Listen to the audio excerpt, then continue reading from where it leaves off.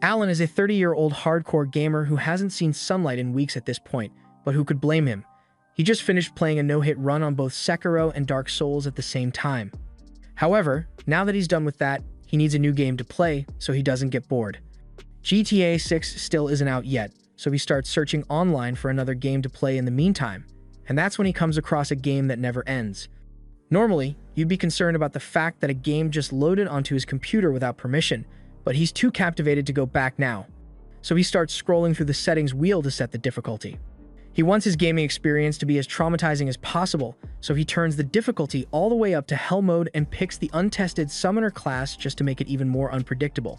He then accepts all the terms and conditions without a second thought, but it turns out that there was a clause in there about transporting Alan to another world, so the next thing he knows, he's a newborn baby in the countryside. A year goes by like this, and being a baby isn't as bad as Alan thought it would be. He doesn't have to work or pay any bills, and he has good, loving parents taking care of him. His father's name is Rodin, and his mother is Theresia, and they seem like a lovely couple, but considering the fact that Alan set the game to hell mode, they're likely going to get the Wayne family treatment sooner or later. After Alan is put to bed for the night, he raises his arms and tries all the key phrases he knows in an attempt to open a status screen, because even though he's supposed to be a summoner, he has no idea how the whole summoning thing works. He decides to give it one last try before going to sleep, and this time, something really does appear. But it startles Alan so much that he screams, and his parents come running over to check on him as soon as they hear it, so he is forced to hide the book for now.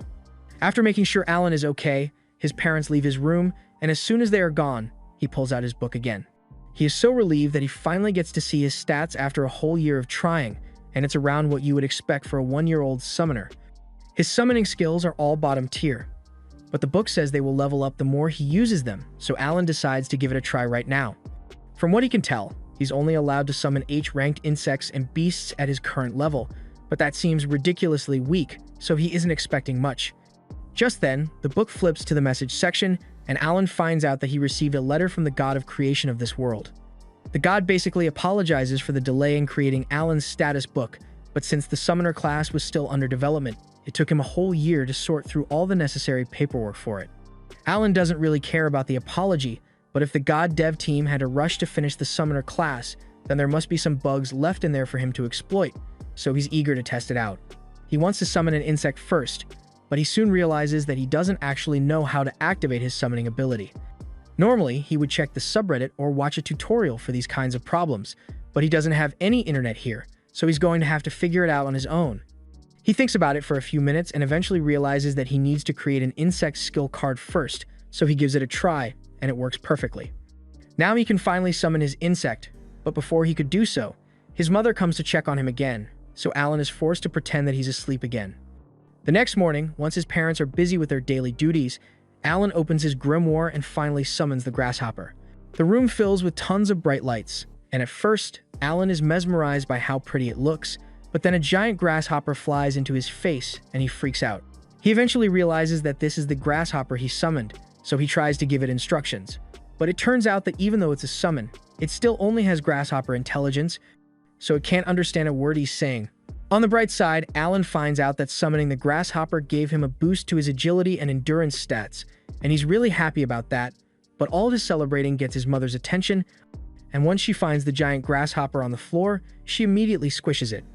Over the next few days, Alan tinkers with the insect summoning ability, but he's tired of that now, so he decides to try out the beast summon next.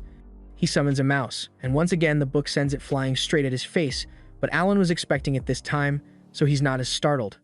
The mouse comes with its own set of buffs, but it's still pretty dumb, so Alan can't really talk to it. That said, one of its abilities is called Scurry, and whenever Alan tells the mouse to use it, it does so without fail. That said, this mouse's ability is downright useless, so Alan figures he will need to level up his abilities in order to summon some of the more powerful creatures out there. His grimoire says he's allowed to stock up to 10 summoning cards at once, and fortunately, the buffs for each summon stack as well. So if he stacks 10 mouse summon cards, his attack and HP go up by 10. This already makes him stronger than any regular baby, but he's going to have to level up his skills if he wants to become truly overpowered.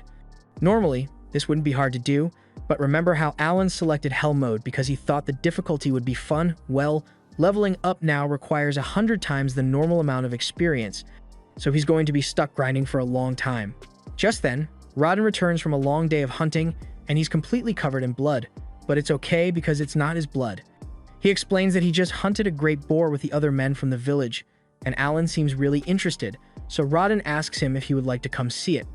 Alan excitedly agrees, so Rodden hoists him onto his neck and starts taking him towards the kill site. This is Alan's first time actually getting to see the outside world, so he's enjoying all the new sights, but it took a lot longer to get to the boar than he thought it would, so he ended up falling asleep in Rodden's arms. Once they arrive at the kill site, Rodden wakes Alan up to show him the boar, and Alan is stunned because this thing is absolutely massive, and I'm not even sure how Rodden managed to take it down in the first place. A few moments later, the villagers nearby notice that Rodden has come back, so they all start cheering for him because he is today's MVP. Alan asks if a great boar is really that strong, so Gerda explains that it is a C-ranked monster, and it usually takes at least 20 men to take one down, so they are pretty tough. This info is really useful to Alan because it gives him a solid benchmark on the strength gap between ranks, but before he can even think about summoning any high-ranked monster, Alan is going to have to start grinding XP to level up. 10 months of intense grinding later, Alan has finally risen to a level 2 summoner, and the bump comes with great perks like an all-around boost to his stats, as well as the ability to summon G-rank creatures and fuse them. But doing so requires a lot of MP, so Alan hurriedly eats his dinner to recover some mana and heads back to his room to try it out. Unfortunately, when he opens his grimoire, it tells him he still doesn't have enough mana to fuse any summons because his max MP is too low, so it looks like he's going to need to do even more grinding before he can try anything new. By the time Alan is 3 years old, he has finally raised his MP stats high enough to use his level 2 skill, and with the fusion section, he is able to create a G-rank bird which he names Chappie. Chappie's main skill is Voice Mimic, and it can basically copy any voice perfectly, making it perfect for distracting enemies. Alan was also able to summon a frog and a mole, and the frog's only ability is to jump up and down while flashing as a distraction, but the mole is a lot more active and can dig a giant hole in a matter of seconds. The G-rank monster skills are a lot more useful than the H ranks, so Alan is finally starting to enjoy the gaming experience in this world, but it's still going to take a long time before he's strong enough to actually fight anything. And speaking of fighting, Gerda's daughter, Krina, comes looking for Alan because she wants to play with him. Krina's idea of playing is challenging him to a duel, and normally, this wouldn't be a problem, but she's way too strong for Alan to keep up with. He even went all out with his summon buffs just to give himself a fighting chance, but he's still no match for her. By the end of the day, Alan and Krina return home, and apparently, while Alan has been grinding his XP this past year, Rodden and Theresia were getting busy because she's pregnant again. Since his mother can't do much physical labor anymore, Alan volunteers to help with the harvest to make things easier for Rodin. He is sure he can do it because with all his buffs, he pretty much has the strength and stamina of an adult now. But Theresia and Rodden don't think it would be fair to make their son work, so they tell him he should just stick to doing basic house chores and playing with Krina. Rodden reminds him that he will eventually grow up and have to get a job, so he should enjoy his time as a kid while he doesn't need to work. Alan is a little upset about being turned down at first, but then he remembers that farm work is unbelievably grueling work, and no father would want to force their 3-year-old to do that kind of work, so he agrees to let it go. Rodden is glad to see that Alan understands, but as they continue with dinner, Theresia recalls seeing Alan in the backyard throwing rocks at a tree a little while ago, so she asks him what that was all about. Alan says he was just practicing for self-defense in case a monster attacks their home, but in reality, he was trying to see if he can learn skills aside from summoning by repeating an action over and over, but he didn't have much luck with that. Rodden is impressed by Alan's work ethic and says he can't wait for his appraisal ceremony. Alan has never heard of the appraisal ceremony before, so he asks Rodden what it is, and he is informed that when you turn 5, you are appraised to find out what talents you may have. And if Alan is lucky enough to receive a powerful talent, he might become very rich and successful in the future. Winter rolls around, and Alan decides to summon a grasshopper out in the snow to see how long it can survive, and it lasts a whole day out here, so he's pretty satisfied. However, that satisfaction quickly fades away when Krina comes outside and starts asking him to fight her again. Unsurprisingly, Alan ends up getting his ass handed to him. But while he was busy with his duel against Krina, he completely forgot about the grasshopper he summoned, and it ends up crawling onto Theresia's leg, scaring her so much that she ends up falling over. And falling over while pregnant is a big deal. Rodin runs over to check on her, and she says she's fine, but she clearly isn't because that fall just sent her into labor, so the baby's coming today whether they like it or not. Rodin tells Krenna to go call her mother for help, and once she arrives, she helps Theresia through the delivery process. So by morning, the family has a brand new baby boy. Everyone is overjoyed, but Alan doesn't know how he should feel about this. He still isn't sure why a game reincarnated him into this world. But even though it was unexpected, he didn't have much going for him back in Japan, so he's not upset with how things turned out. That's why he has decided to focus solely on leveling up and protecting his new family, because they matter the most to him. By springtime, since Alan's appraisal ceremony is coming up, he asks his dad for some details on what it's like. His dad tells him that all kids have to do it once they turn 5, and if he happens to have an amazing skill, he has a decent chance of making it to the big leagues. But unfortunately, there is a lot of competition this year since a lot of the other kids are also turning 5, and that includes Krenna. They all head to the commoner's city so they can undergo the appraisal, but as they approach the church, Alan notices that a lot of the other commoners look really well groomed. Compared to them, he's pretty much wearing rags, and now that he thinks about it, he's been wearing rags since the day he was born. So his family's finances must be way below average for this world, but that doesn't really bother him. They all gather in front of the church, and as the priests come out, they hear a lot of people making fun of the brokies in the crowd, so they tell everyone that they had better be careful of what they say. Blessings are distributed equally to all, so even the poorest farmer could inherit a powerful skill. The priests tell everyone to come inside for the appraisal, and as they are walking towards an altar, Alan notices 3 statues and assumes those must be the gods that are worshipped in this world. One of which is Elmea, the god of creation, and now that Alan thinks about it, Elmea was the one who sent him that apology letter for the class development delay. The first up for appraisal is Palomas, the son of the village chieftain, and he is instructed to place his hand on the crystal ball over there to display his stats. Palomas does as instructed, and on the stone wall, it is revealed that he possesses the merchant class, news that his father is really happy to hear. Alan was kind of expecting more to happen, but this is basically the same thing his grimoire does, with the only difference being the fact that it uses letter rankings instead of numbers. As the appraisal continues, some kids receive strong talents, while some don't receive any at all, and a few hours later, the only ones left are Krenna and Alan. Krenna is up next, so she excitedly runs up to the ball and puts her hand over it, but it suddenly starts glowing with an intense blinding light. Her father is worried that something might have gone wrong with the appraisal, but it turns out that the priests simply can't believe what they are seeing. According to the appraisal, Krenna just received the Sword Lord class, one of the strongest in existence, and her dad is unbelievably happy about it, but she doesn't really understand what's so special about it. Alan isn't too surprised by the news since he's been getting his ass beat by her for years at this point, but next up is Alan's appraisal, so he is told to approach the altar. As he touches the ball, nothing happens for a few seconds, but all of a sudden, there's a large flash of light, and Alan is knocked back.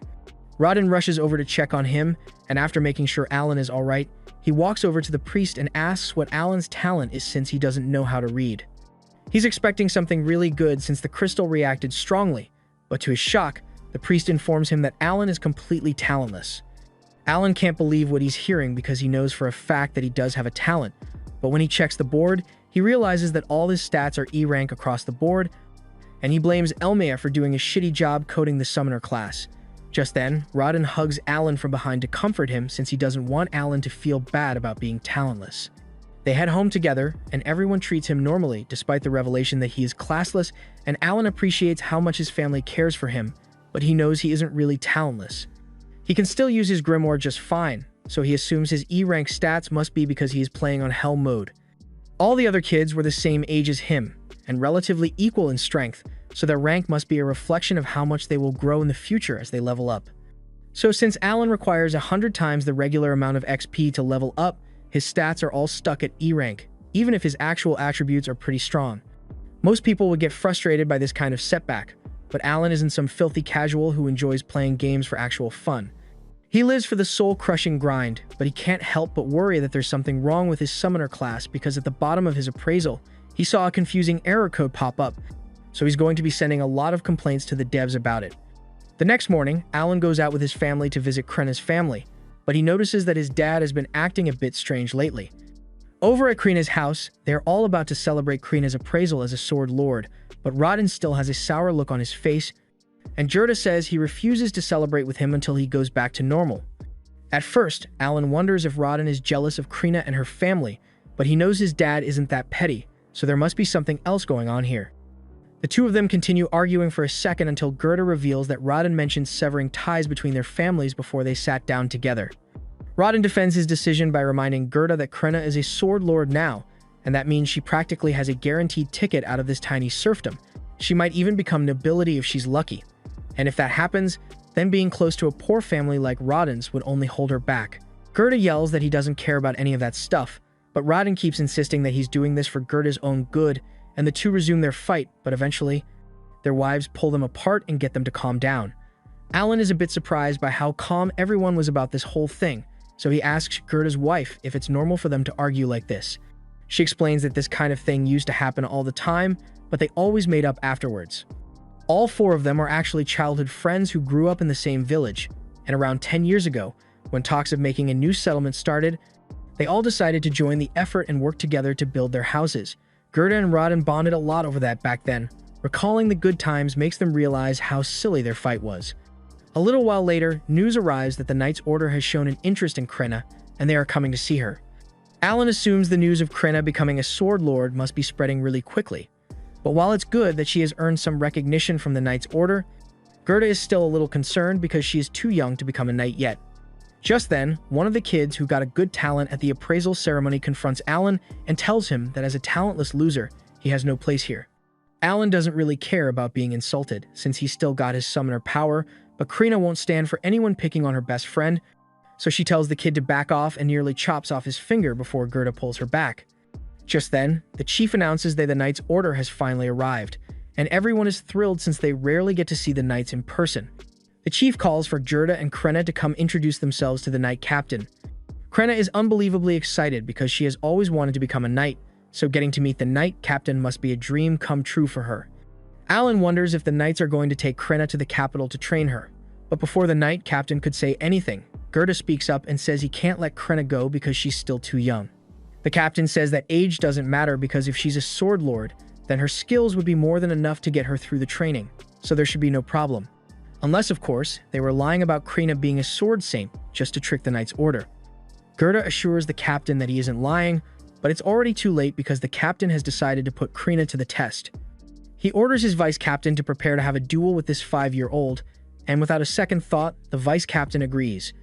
Gerda tries to get the Knight Captain to reconsider since he doesn't want to put Krenna's life at risk, but he is told that if she doesn't fight, then it will serve as proof that she lied about her class, and she, along with her entire family, will be executed.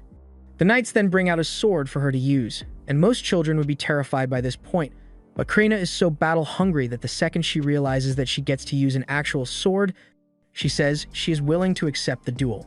Everyone gets into position for the duel, and Leibrand faces off against Krenna. So as the match begins, Krenna charges at Leibrand with full force.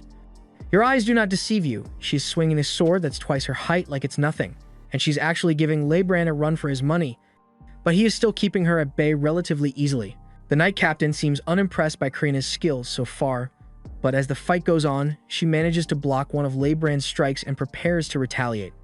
However, Leibrand punts her across the street and into one of the walls. Gerda is enraged by the way his daughter is being treated, but before he could do anything about it, he is pushed to the floor by the knights, along with Alan and Raden when they try to interfere.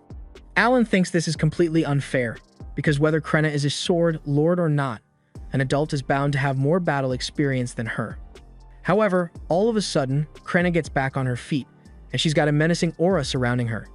Without saying a word, she launches another all-out attack with laser focus, and this time, she is completely overwhelming Leibrand, so much so that she eventually slices his sword in half and nearly takes his head off with it.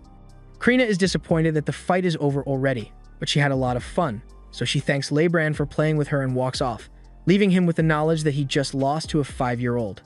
Gerda is relieved that Krenna managed to survive and starts praising her for doing a good job, but then the Knight Captain approaches, and Gerda becomes defensive because he doesn't want him anywhere near his daughter. The Knight Captain now acknowledges that Krenna is indeed a sword lord, and he apologizes for forcing her to fight in a duel. He says he would like to discuss her future with him, but Gerda firmly refuses. The captain says he can bring his friends with him to the meeting if it would make him feel better, and that would make Gerda feel a little safer, so he agrees. They all gather at the chief's house for lunch, and Zenof once again apologizes for the way he acted earlier.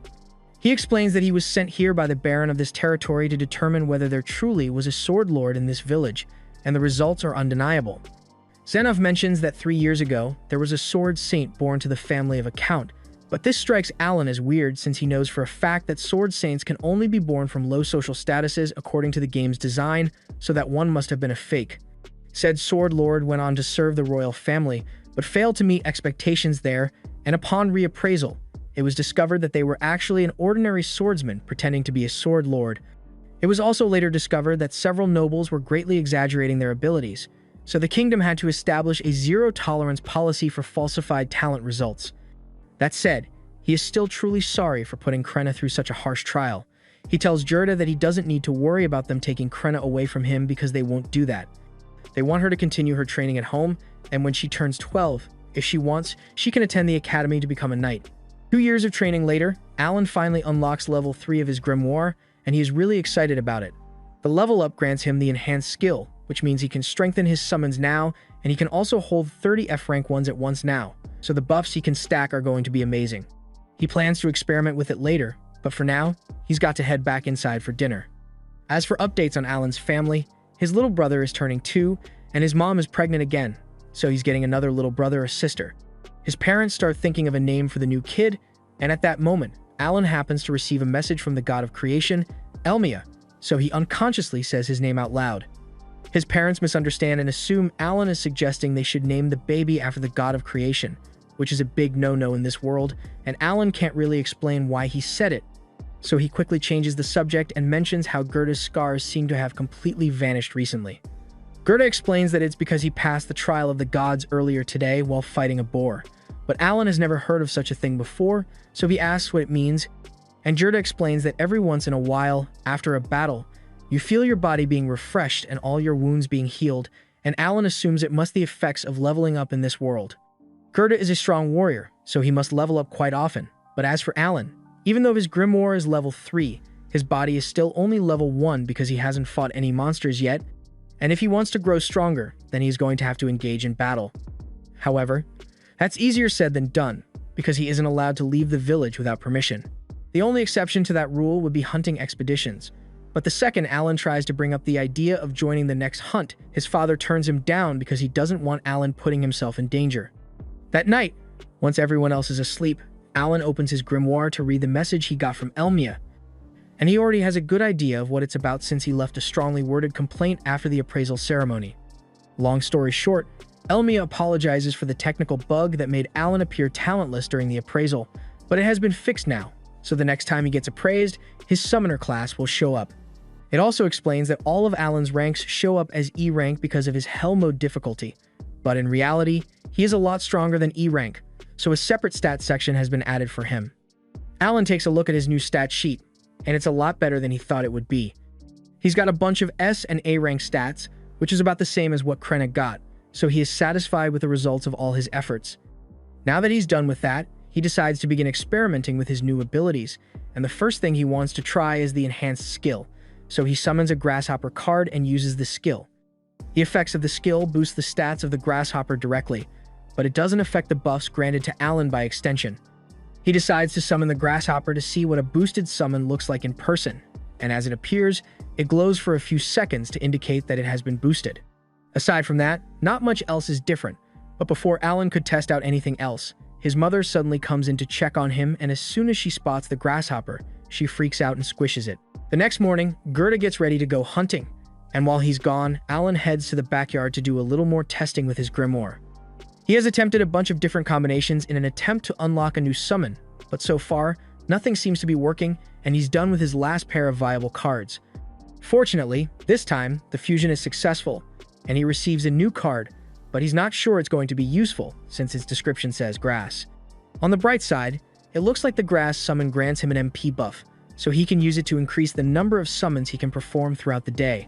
He then summons the grass card to find out what it's like, and an apple creature pops out, which leaves him even more confused than he was before. The apple doesn't have any combat skills, but it does possess a skill called Aroma, so Alan asks it to demonstrate, and it suddenly sinks into the ground before sprouting a stem. The stem does indeed have a wonderful aroma, but just then, Alan's mom comes to check on him again, and he tries to get the apple to hide itself, but it doesn't seem to be listening, so she ends up spotting the stem. Fortunately, she thinks it's just a regular stem, so she doesn't suspect anything, but Alan is still going to need to run a bunch of tests on this thing to figure out how it works. Later on in the day, Alan is training with Krena as usually, and even with the extra buffs from his level up, he is still no match for her strength. But Krena does notice that Alan has gotten a lot tougher.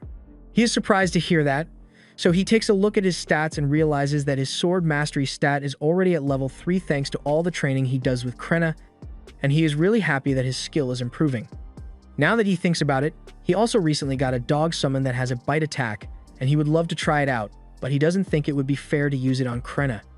After that, Alan spends the rest of the day throwing rocks at the tree in the backyard in hopes of awakening a new skill or something. But it hasn't been going well so far, so he's starting to feel like this is a huge waste of time. He also hasn't had a chance to do any other training since he has to look after his brother most of the time. Mash tells Alan that he's bored of throwing rocks at the tree, so Alan apologizes and says they can do something else after he gets a few more reps in. While Alan is preparing for his final tosses, Mash suddenly notices a bunch of saplings growing next to the house, and he is amazed since he doesn't recall seeing them there yesterday. Those saplings are the result of Alan activating a ton of apple summons at once for the MP buff, and thanks to the buff, he is able to fully restore his MP in 5 hours instead of the usual 6, so he can use over 15% more mana per day now. By nightfall, everyone gathers for dinner as usual, but Gerda isn't back from his hunt yet, which is really odd.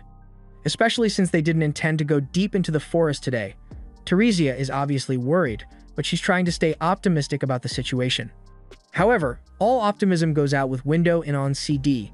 She hears the sounds of the panicked hunters carrying Rodden's body back home. Rodden was apparently injured during the hunt today, and just by looking at him, it's clear that he's lucky to be alive. He got hit by one of the boar's fangs in the gut, and while the other hunters managed to cauterize the wound to keep him alive, he's still on the verge of death. The only reason he even managed to last this long was thanks to the healing herb they gave him on the way here. Teresia is surprised to hear this since healing herb is really expensive, and she doesn't understand how they managed to get their hands on some.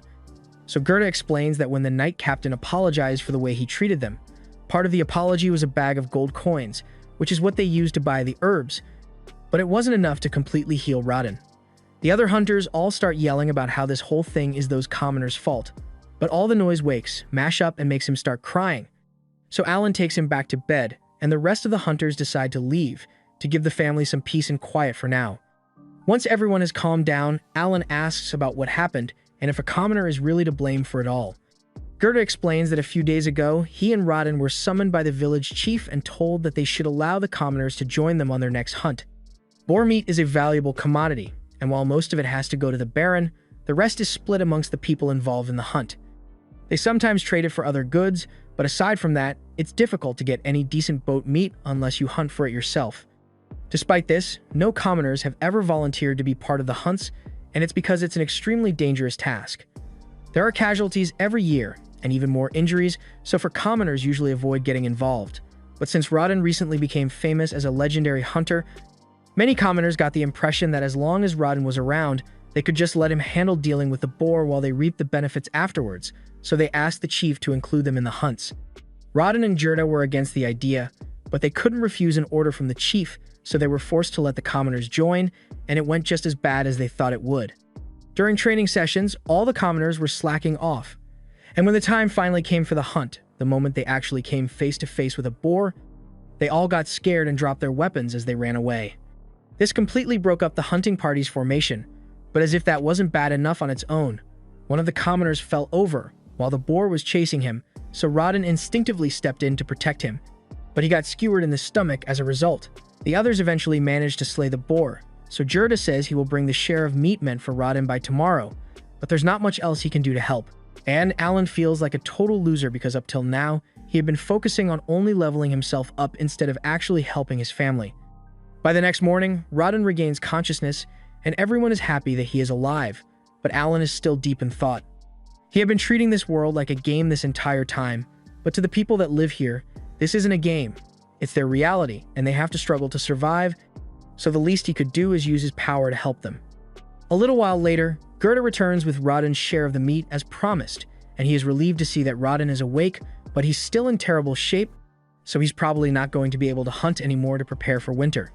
Gerda offers to share his stockpile with Rodden and his family to help, and Rodden appreciates it, but all of a sudden, Alan speaks up and tells everyone that he wants to take over for Rodden. They can all tell that he's serious about it, so there are no objections, and later that morning, he gets to work by fetching some water from the well. The other men there warn him not to overdo it since that much water would be difficult for a child, but Alan is easily able to carry it home. Till now, he had been hiding the effects of his stat buffs, but with everyone already focusing their attention on Krenna since she's an upcoming hero, it should be fine for him to stand out a bit. After he's done fetching water, he heads out into the fields with Gerda to harvest the potatoes. Gerda demonstrates the best method to pull the potatoes out of the ground, and he assumes Alan is going to struggle with it, but to his surprise, Alan is able to do it one-handed. He harvests 3 baskets of potatoes in no time, but after all that work, he realizes that more than half of these have to be given away to the Baron, and that's really unfair. He's trying to figure out how to get more food for his family, but all of a sudden, the chief shows up, and he's here to apologize to Rodden. It was partially his fault that Rodden ended up like this, so he wanted to make things right, and he also brought the guy who caused the accident to apologize as well. The guy doesn't seem like a bad person. He was just too scared to think straight back then, and he accepts full responsibility for the situation. Rodden isn't really mad at him, but he tells the guy to be more careful next time, and he promises not to make the same mistake twice. Later on, Alan heads out into the fields and clears out a wide area because he came up with an idea. He summons a bunch of frogs and has them use their provoke skills to lure out some potential prey. However, instead of the few ducks that he was expecting, he actually ends up attracting a monster bird. At first, he thinks it's best to run away while he still can, but then he realizes that it would really help his family if he defeated the bird. Plus, he's got a bunch of stats boosts, so he thinks he should be strong enough to handle it and ends up deciding to attack. He runs in and whacks the bird across the head while it's not looking, and then he summons several dogs to attack it all at once. The dogs are doing a fair bit of damage, but unfortunately, the bird is too strong for them, so it takes them out, one after the other. It then goes after Alan, and since his summons have all been defeated, he has lost the majority of his buffs as well, so he is in serious danger here. He needs to act quickly if he doesn't want to end up as bird food, so when he gets the chance, he summons 2 leeches that start sucking on the bird's neck. Alan had never really tested them out before this, but thankfully, as expected, they seem to have an energy drain ability, so they can weaken the bird enough for him to stand a chance. Once they gets himself free, Alan summons even more leeches and wolves, and with their combined efforts, he is finally able to deal the finishing blow and defeat the monster. Alan can hardly believe it since this is his first kill, but his grimoire confirms that the bird is indeed dead, and he even received 100 XP as a reward. Later that day, Alan returns home with the bird, and his entire family is left speechless because they can't believe he actually managed to kill something like that. Alan tells them he just happened to catch it off guard while it was distracted, which is mostly true, but he did leave out the part about his summons. Gerda starts inspecting the bird's corpse because he is wondering how Alan managed to beat it with just a wooden sword and some rocks, but then he notices some bite marks on the bird and asks Alan about them. Alan makes up an excuse and says he was fighting on instinct, so he had to do whatever was necessary. And Gerda begins picturing Alan biting down on the bird for dear life. But regardless of how he pulled it off, it's still an impressive feat, so he congratulates him on a job well done. He even offers to help Alan bleed and dry the meat, since this is his first time. So they head over to the rack together. The Aldebaran weighs around 60 kilograms, but once it has been bled dry, it drops to around 20 kilos, and only around half of the bird's meat is actually edible. That said, the wings do fetch a pretty penny, and it does come with a magic stone, but at the end of the day, they still have to fork most of it up to the higher-ups. Alan thinks the whole 60% tax on all food thing is really unfair, and Gerda agrees with him, but there's nothing they can do about it. At least that would normally be the case, but since Alan's situation is a bit unique, they might be able to negotiate the chief into letting them keep more than usual. A little while later, both Alan and Gerda head to the chief's office to tell him about the bird Alan caught, and the chief is very pleased. But then Gerda suggests that Alan should only hand over the wings as tax and keep the rest for himself. This catches the chief off guard, and he tries to explain that they can't do that because the Baron has requested more food than usual this year. But then Gerda reminds the chief that the only reason Alan was forced to go out and hunt was because of his unreasonable demand that led to Rodden getting injured.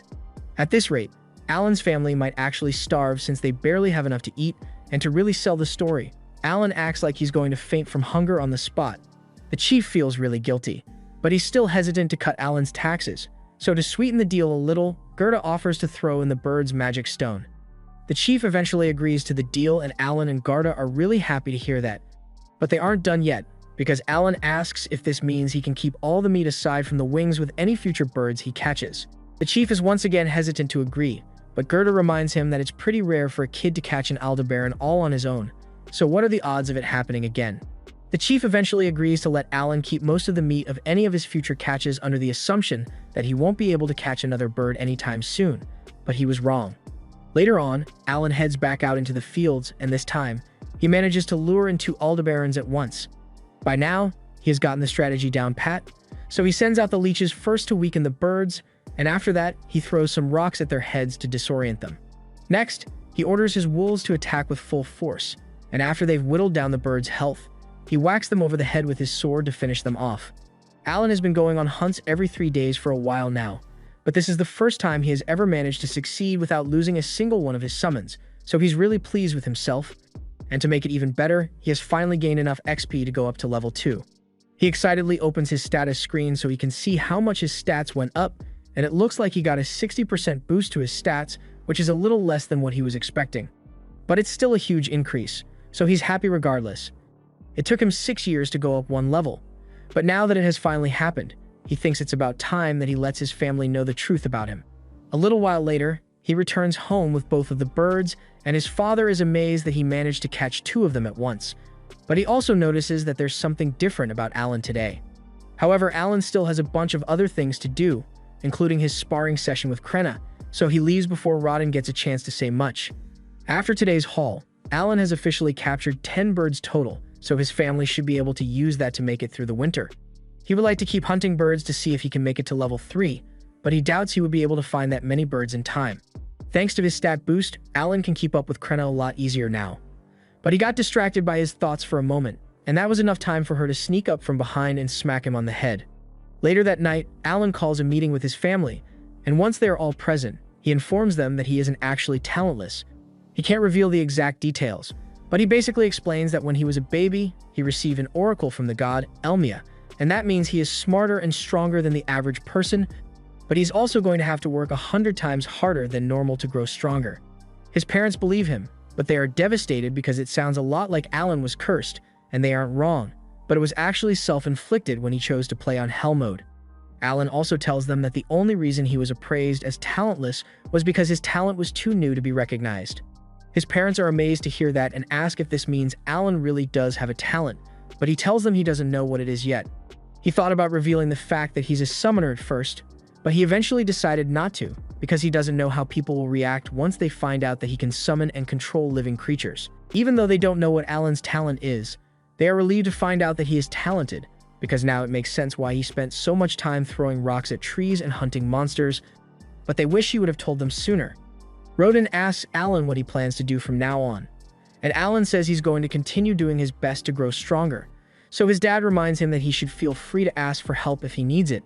But in the meantime, he probably shouldn't mention this to anyone else, because it would be really bad if he were mistaken for a false prophet. Though, it's probably fine to talk to Gerda about it since he isn't a snitch, and Rodden really wants to brag to him about how amazing Alan is. The next day, the first winter snow hits, so it's time for Alan to start bartering with the bird meat he stocked up on, and Gerda is coming along to show him the ropes. Gerda plans to trade in some of the boar meat he stocked up on before the winter. Fortunately, there haven't been any more accidents since. As long as there are no commoners to mess things up, the hunts usually go pretty smoothly, but hearing that gets Alan thinking, and he wonders what the difference is between serfs like him and Gerda and the commoners. Gerda explains that commoners have a higher social standing than serfs, and the taxes they pay are also a bit different. Whereas serfs have to pay 60% of all the food they make as taxes, commoners only have to pay a head tax, meaning they pay 1 gold coin per person each year. Alan asks if it's possible for a serf to become a commoner, and Gerda explains that it is indeed possible, but you'd need to pay a tribute of 10 gold coins in order to do so. Alan does some quick math, and since his mom has another baby on the way, he would need to pay 50 gold coins for all of them to become commoners, which is a lot of money. But he's going to make it happen sooner or later. Alan spends the rest of the day shadowing Gerda to learn how much his bird meat is worth in the barter system, and by day 2, he has a decent enough understanding of it to make the trip on his own. A bag of salt costs him around 5 pieces of jerky, and that same bag of salt would be worth 5 silver coins, so 1 piece of meat is worth 1 silver coin. With the currency system, 1 gold coin is worth around 100 silver coins, So if Alan wants to save up 50 gold coins for his family, then he is going to need to hunt for the equivalent of 500 pieces of the Aldebaran meat. That seems like a lot, but Alan is sure he can get it done within a few years. For his next stop, Alan heads to the local potion store and asks if they have any MP recovery potions. The store clerk tells Alan he doesn't sell anything that fancy, so Alan asks if he has any healing herbs in stock instead. Hearing Alan mention the healing herb strikes a nerve with the store clerk because he got a bad deal last time he sold one. He recalls that a guy named Gerda came in here, begging to buy some healing herb to save his buddy.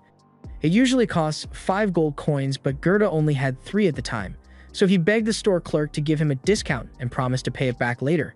Gerda seems so desperate that the clerk decided to help him out, and to his credit, he did come back to pay the balance later. But the clerk was really worried that he might have gotten scammed at the time. Alan knows that his father wouldn't have survived if the clerk hadn't agreed to give Gerda a discount that day. So he thanks him for his kindness and offers him a piece of bird meat as a gift. Later on, Alan is walking through the streets when he spots a weapons shop, and he is surprised that a single weapon can cost as much as 50 gold on its own.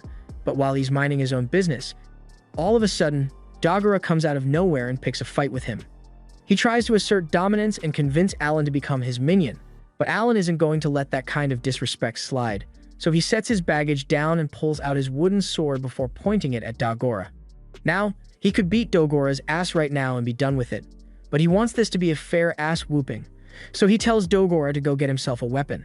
Dagora accepts the challenge and runs off to get his club, and he thinks he's got the upper hand, but Alan is a lot more skilled when it comes to combat thanks to his training with Krina, so he easily mops the floor with Dagora.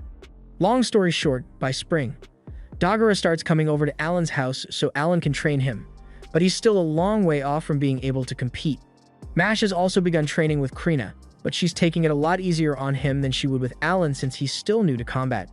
While Alan is watching the two of them, Dagora tries to sneak attack him, but Alan's reflexes are too quick for that, so he ends up falling over and hurting his knee in the process. That night, Rodin and Gerda return, and they've got some bad news because they were just in a meeting with the village chief, and he says the Baron wants them to deliver 15 boars instead of the usual 10 this year. He is also demanding that they allow the commoners to hunt with them again this year, but after what happened last time, Rodin and Gerda were wholeheartedly against it. Even so, they can't go against a direct order from the Baron, so they have no choice but to let it happen and hope for the best. Just then, Alan speaks up and tells everyone he has a plan. The reason having commoners join the hunt is a problem is because they are pretty much useless, but he has countless hours of experience in every MMO imaginable, and he is confident he can make even the most hopeless newbie useful to the team, so he asks to be put in charge of training the commoners before the hunts. When the time for the next hunt finally arrives, Rodin takes Alan to meet with the other hunters and tells them that he would like to use one of Alan's hunting strategies for today, but he makes it clear that Alan is just here to watch for the day, so he won't be doing any fighting. Alan already agreed to this arrangement, but he is a little disappointed that his dad won't let him fight since he was looking forward to leveling up, but Rodin wouldn't budge on it, so he might as well just take what he can get. The most important thing for this trip is that they train the newbies enough so they can handle themselves, because he wouldn't want a repeat of what happened last time. Speaking of last time, the guy that was responsible for getting Rodin hurt comes up to him to apologize again, and he tells Rodin that if anything bad happens today, he doesn't need to put himself at risk just to protect him. Rodin tells the kid that all he needs to do is focus on fulfilling his role, and if he can do that, then hopefully nothing will go wrong. With that, the hunt team heads out into the forest to search for their prey, and this is technically the first time Alan has been allowed to leave the village walls to go into the forest, so he is really excited. Once they make it out into the forest, Gerda reminds everyone of the plan and tells them to get into their positions. A few of the newbies act as bait to lure out a boar, and once the boar comes running out of the brush, it is intercepted by Gerda and his squad. After they've successfully stopped the boar, Rodin and the others come running in from the sides and stab it over and over. This is the strategy that Rodin and the others have successfully used to hunt for the past 10 years, but it doesn't work very well with spineless newbies, which is why Alan suggested a little change. While the others will still do most of the work taking the boar down, the newbies will stand off to the side so they don't get in their way, and when the time is right, Alan tells them to go stab the boar along with the others. With the way experience works in this world, they just need to deal a little damage to the boar to receive XP from it, so this should help them level up. The boys do as Alan instructed, and sure enough, as the boar is defeated, they feel a sudden surge of power flow through their bodies, meaning they must have passed the trial of the gods, or in other words, They just leveled up. Alan is really glad that his plan worked as intended, but unfortunately, he didn't get to enjoy any of that free XP since he didn't land any hits on the boar. The next day, Alan is over by the well with a few of the older guys when he hears that one of them has been focusing on butchering meat instead of hunting, since his wife is pregnant and he wants to play it safe. And since that's the case, Alan asks him for a little favor. He leads the man back to his house and shows him the set of Aldebarans that he recently captured. The man is amazed that such a little kid was able to catch so many birds, but Alan explains that he has a bit of a problem. He can't handle butchering all these birds on his own, so he was hoping the man would help him out a little, and in exchange, Alan is willing to give him 2 packs of meat per bird butchered. The man is more than willing to help since it's a really good deal for him, but he asks Alan if he's really okay with giving out so much meat as payment. Alan assures him that it's fine, and the reason he's okay with it is because these birds aren't part of his family's food reserves. Alan caught these birds specifically so he could sell them to earn the 50 gold coins he needs to raise his family's status. Later that day, Alan is back out in the forest with the hunting group, and they've got a few extra newbies with them today. The plan is to gradually expand the group until they have enough people to make 2 groups to hunt twice the amount of boar like the Baron wanted.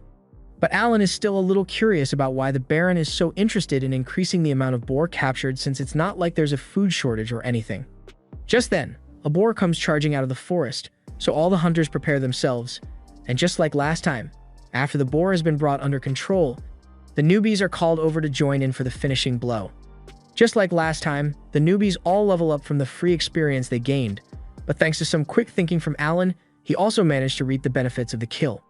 All he had to do was send out one of his grasshoppers and let it be squished by the boar to technically make himself a participant of the battle, and it worked out just as he hoped it would since he managed to make it to level 3, but he does feel a little guilty for sacrificing one of his summons like that. 3 months later, Alan and the others are invited to go to the chief's mansion to celebrate the start of a new year, and now that the party is over, he and Krina are walking back home.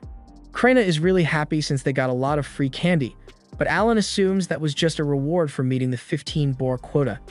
They eventually return home and meet up with their families, as they are about to throw a New Year's celebration of their own, and as they all dig in, Rodin begins praising Alan for his genius idea to safely integrate the newbies into the hunting parties, and thanks to that, they should have no trouble meeting the 20 boar quota next year. As they continue to talk, Gerda happens to notice a bottle behind Alan, so he asks what it is, and Alan explains that he received a bottle of liquor from the chief as a gift earlier. Gerda and Rodin are really excited to hear this because they've been looking forward to getting to drink, but Alan reminds them that the liquor was personally given to him, so they can't have it unless he says so. This is all part of his plan to get them to let him fight during the hunts, so he says he will only let them have it if they can beat him in a game. Rodin and Gerda are really desperate for that liquor, so they agree to Alan's terms and ask what game he wants to play, to which Alan answers that he wants to arm wrestle. Gerda and Rodin are fine with that, but before the game begins, Alan asks them what they are going to give him if he wins because he needs some kind of reward for his effort.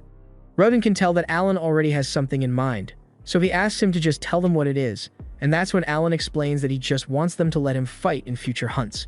Rodin doesn't like the idea, but he sees no harm in playing along since he's sure he's going to win anyway, so he and Gerda get ready to arm wrestle with Alan. First up is Gerda, and he seems pretty confident that he won't lose a contest of strength against a 7-year-old, but unfortunately for him, Alan has stocked up on every strength buff available with his summons, so as the match begins, Alan matches Gerda's strength and eventually manages to overpower him. Gerda can't believe he lost, but Rodin kind of expected as much considering all the amazing things Alan has been doing lately, but he is still confident that Alan won't be able to beat him like he did with Gerda, so after a short break, Rodin locks arms with Alan. Just like with Gerda, Alan matches Rodin's strength at first, but this time, Alan actually ends up getting overpowered and losing. He assumes Gerda must have strength somewhere around D rank, which means Rodin's must be around C rank, so it makes sense he couldn't win. As promised, he hands over the liquor, but he swears he will get strong enough to beat Rodin someday. Later that year, Alan finally manages to level up his summoning skills again, and now he's got access to a bunch of E-rank summons. He's still going to need to do some experimenting to figure out what kind of summons he's got now, but he has more than enough MP to spare for a few tests.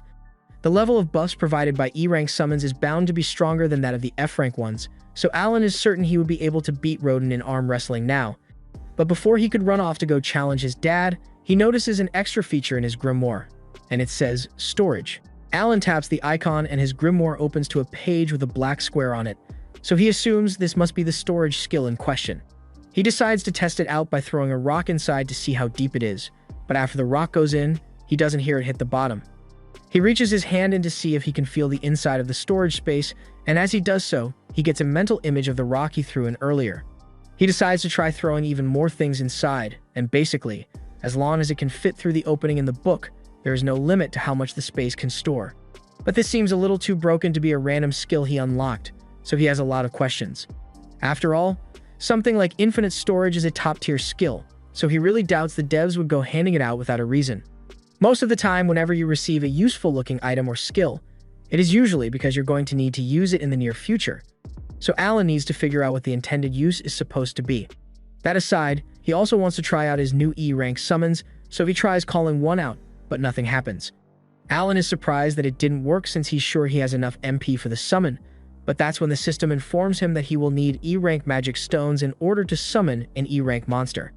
He had no idea he would need magic stones for this, but as luck would have it, he just so happens to have a stash of magic stones he got from killing a few rabbit monsters around the village, so after retrieving them, he heads outside and tries to summon the E-rank insect again, but it still doesn't work. This is when he recalls the storage space and decides to try throwing the magic stones in there to activate the summon, and that seems to do the trick. So Alan is able to summon a beautiful butterfly, although it's a lot bigger than he thought it would be. Just then, Alan's mother comes over to check on him, and considering how squeamish she gets around bugs, Alan doesn't want to risk finding out what will happen if she spots a giant butterfly, so he hides behind his back while making up an excuse to keep her from getting suspicious. He then decides to head out into the fields to try out his next summon, and it's a good thing he did because the summon turned out to be a saber-toothed tiger, and it's really scary in person. He then tries to fuse the butterfly and the tiger to see what he will get, but nothing really happens. He then tries throwing a few more magic stones into storage, and that seemed to do the trick, but he's going to need a lot more magic stones if he wants to try more summons. Later that night, while having dinner, he asks his dad if there are any more rabbit monsters in the village, but Rodden tells him all the rabbits are gone.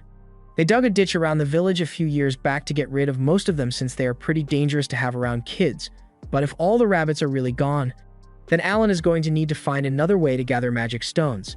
The next day, during training, he decides to ask Palomas about magic stones, and he is informed that they are mostly used to power magic items, but the E-rank ones are seen as practically useless, so it's pretty common to just find them scattered across the ground. Alan hadn't even considered the possibility that he could find the magic stones on the ground, but now that he does know, he's got a lot of scavenging to do. A little while later, Alan has managed to gather enough magic stones to unlock all his new summons, and he can already imagine how powerful he will become if he keeps progressing, because his summon ability allows him to fill out all the roles of an average party all on his own, so with countless beasts at his disposal, he will be unstoppable. A little while later, the chief invites Rodden, Gerda, and Alan to dinner and informs them that the Baron apparently intends to pay the village a visit next month. He says he wants to watch the boar hunting, which annoys Gerda a lot because the Baron has already put them through enough stress with his boar quota increases. Rodden says he has no problem with the Baron watching the hunts, but he doesn't understand why Alan was called to deliver such news, and that's when the chief reveals that he was actually hoping Alan would act as the tour guide for the Baron while he's in town. Alan personally doesn't like the idea of having to entertain the Baron, but at the rate he's going, it will take him close to 10 years to hunt enough birds to grant his family commoner status, and that's way too long. However, if he manages to impress the Baron enough, he might be able to earn a promotion from him, so he decides to do it. A month later, Baron Granville arrives in the village along with his daughter, Cecil, and Knight Captain Xenoph, and they are brought back to the chief's house for lunch. First of all, Granville apologizes for making such an unreasonable request with the boar meat last year, but he simply couldn't refuse a direct order from the king. The chief is shocked to hear that the boar quota increase came from the king himself, but Granville clarifies that the real culprit behind it was Viscount Carnal, because he intentionally called attention to the boar meat in front of the king to goad him into making the order. A little while later, the food is served, and both Granville and Cecil are amazed by how delicious the meat is, so Granville asks the chief what the dish is called, but the chief has no idea how to respond, so Alan cuts in and explains that the meat is from a bird he hunted and prepared yesterday, specifically, so the Baron would have the freshest ingredients for his meal. Granville is impressed by how well-mannered Alan is, so he asks if he is the chief's son, but Xenoph remembers meeting him last time he was in the village and recognizes him as the son of Rodden, the renowned boar slayer. The Baron is impressed by Alan's manners and asks if he happens to come from a family of former knights, but the chief explains that Alan and his family are just serfs. As soon as Cecil hears this, she becomes outraged that the chief would let a filthy serf set foot in the guest hall, but her father scolds her and tells her serfs are valued members of the fiefdom, so she can't go around treating them like trash. Cecil apologizes for what she said, but now she's mad at Alan for some reason, and he can already tell that she's going to be a pain in his ass later. Fortunately, unlike his daughter, the Baron seems like a reasonable person, so when Alan explains that he is going to be in charge of showing them around during tomorrow's hunt, he thanks him for volunteering and says he looks forward to it. Zenov mentions that if the 20 boar quota proves too difficult for them to manage, he can have his knight take over the hunts, and Granvelle thinks that's a good idea since he doesn't want to overburden them. But Alan interjects and tells them that won't be necessary, because they are more than capable of meeting the quota on their own. The following morning, the Baron's carriage has been prepared, and he is entrusting Zenov with protecting Cecil should anything go wrong during the expedition. Before long, they set out into the forest, and upon arrival, Alan shows them to a tower prepared in advance so they can watch the boar hunt from a safe distance. Alan leads them all into the tower's perch, and Cecil really seems to be enjoying the view because she has never seen so many trees before. A few moments later, Rodden and the rest of the warriors arrive, and Granvelle is impressed to see that they've acquired armor. Alan explains that they put the boar hide from the previous year's hunts to good use, creating all sorts of tools and equipment to make the boar hunts go smoother. As the hunt begins, Granvelle notices a few warriors who aren't wearing any armor run into the forest alone, so Alan explains that those guys are in charge of luring the boars out of the forest and into the hunting grounds. Though they will probably have to be patient if they want to see any action since luring the boars out takes quite a while. While they wait, Zenov asks Alan how Krina has been doing lately, and Alan tells him she has been doing great. Zenov is glad to hear that and informs Alan that he will be dispatching a tutor to prepare her for the academy entrance exams in spring. And Alan can't help but chuckle because he thinks it will be funny to see Krina study for a change. A few moments later, the luring team returns with a boar hot on their trail, and everyone gets into position. Using a couple boar hide shields they made, they box the boar in, and Alan explains that the shields are made from the hardest part of the boar's hide to make it penetration-proof. After locking the boar in place, the strike team moves in and begins stabbing it from the side while the long spear team, comprised of the most inexperienced members of the group, also join in to aid the attack. But Cecil wasn't prepared for how gory a boar hunt really is, so she's starting to feel sick at the sight of all the blood. Rodin then finishes the boar off with a blow to the neck, and it's so gruesome that it causes Cecil to pass out on the spot. Everyone begins to celebrate once the boar is dead, and both Granvelle and Zenov are crucial to the fighting prowess of these warriors. However, a moment later, another loud roar echoes from the forest as two boars come charging toward the group. Zenov realizes this is bad and orders his knights to be ready to jump in if necessary. But Alan tells him that their assistance won't be needed because the hunting squad is perfectly capable of handling two boars at once. Rodin orders the team to split into two groups to handle the boars separately, and Alan thinks to himself that a few years ago, it would have been impossible for them to handle a situation like this. The main reason is because they always had to give away 60% of their hunt as taxes, so instead of making any equipment with the materials gotten from the boars, they were forced to trade everything away to get by. However, with efficient hunting strategy, they've managed to gain more leeway when it comes to their allocation of materials, and with the improved equipment, they are more than capable of handling two at once. Within a few minutes, the remaining boars are dealt with, and Cecil regains consciousness just in time to see the blood geyser from one of the boars, which promptly knocks her out again. Granvelle is impressed that they managed to take down 3 boars in just one day because that means they only have to hunt 17 more to fill the quota. But Alan corrects him and explains that they only actually need 10 more, because before Granvelle decided to pay them a visit, they had already captured 7 other boars. The Baron is glad to hear that because it means the quota won't be as much of a burden on the village as he had thought, and while the Baron is in a good mood, Alan tells him he has a few requests to make. He says he would like permission to create a few more shields out of the boar hide to help with future hunts, and the Baron has no objections to that. But Alan's second request is to ask for permission to trade for liquor outside the village. Once again, the Baron isn't necessarily opposed to the idea, but he wonders why Alan is asking for liquor specifically. Alan explains that since filling the quota has required them to hunt for more meat than they otherwise would, there have been concerns that the influx of extra meat would cause a crash in the overall value of the meat locally, which is why he wants permission to trade a good portion of it for alcohol to boost morale. Granvelle sees no reason to object, So he agrees to the requests and tells Alan that he has done a wonderful job as a guide today. As they are preparing to leave for the day, Cecil, who had been quiet for most of the hunt, yells at Alan and tells him not to get full of himself just because her father praised him a little. But as she says this, she nearly falls off her horse, which completely ruins the intimidating act she was trying to put on. A little while later, Alan, Rodden, and Gerda are all called over to Granville's mansion, and Granville tells them that he was so impressed with their performance the other day that he wants to give them a reward. Alan is excited because he can already tell what's coming, and a few moments later, Granville declares that Rodden and Gerda, along with all their families, will be granted commoner status. Rodden and Gerda can't believe it since they never expected something like this to happen, and Alan is overjoyed because now he gets to keep all that money he was saving, and he's allowed to leave the village without permission now, so the first thing he plans to do is head to the White Dragon Mountains when he gets the chance. Granville also adds that anyone who has participated in the hunts over the past 10 years will receive the same promotion, so he asks Rodden and Gerda to provide a list of everyone who qualifies. After everything Granville has seen, he knows there should be no problems with fulfilling the quota requirements, so he says he can return to the capital and rest easy. However, his butler reminds him that there's actually one more thing he needs to do. It nearly skipped Granville's mind, but the king apparently wants to use Krena village as an example to the other villages in the kingdom since they have been doing so well lately. So he asks Rodden to tell him the backstory of how the hunts began. Rodden looks a bit uncomfortable after hearing this, so Gerda explains to Granville that the village's backstory is a bit of a sensitive subject for Rodden, so he offers to recount the details in Rodden's place. Gerda explains that around 13 years ago, 100 serfs moved onto the land as part of the king's reclamation decree, and they worked hard for 3 months to make the place livable. But just when things were finally starting to go their way, they were attacked by a giant boar, which destroyed all the food they had stored up for winter. There was no way they would survive till the next year if they didn't do something, so Rodden suggested that they should try hunting the boar for meat, and everyone agreed with him.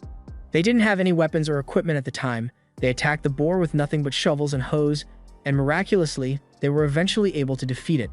Granville is impressed by the story, but he doesn't understand why Rodden is so sensitive about it since it sounds like his initiative is what led to the boar hunts that made the village prosper.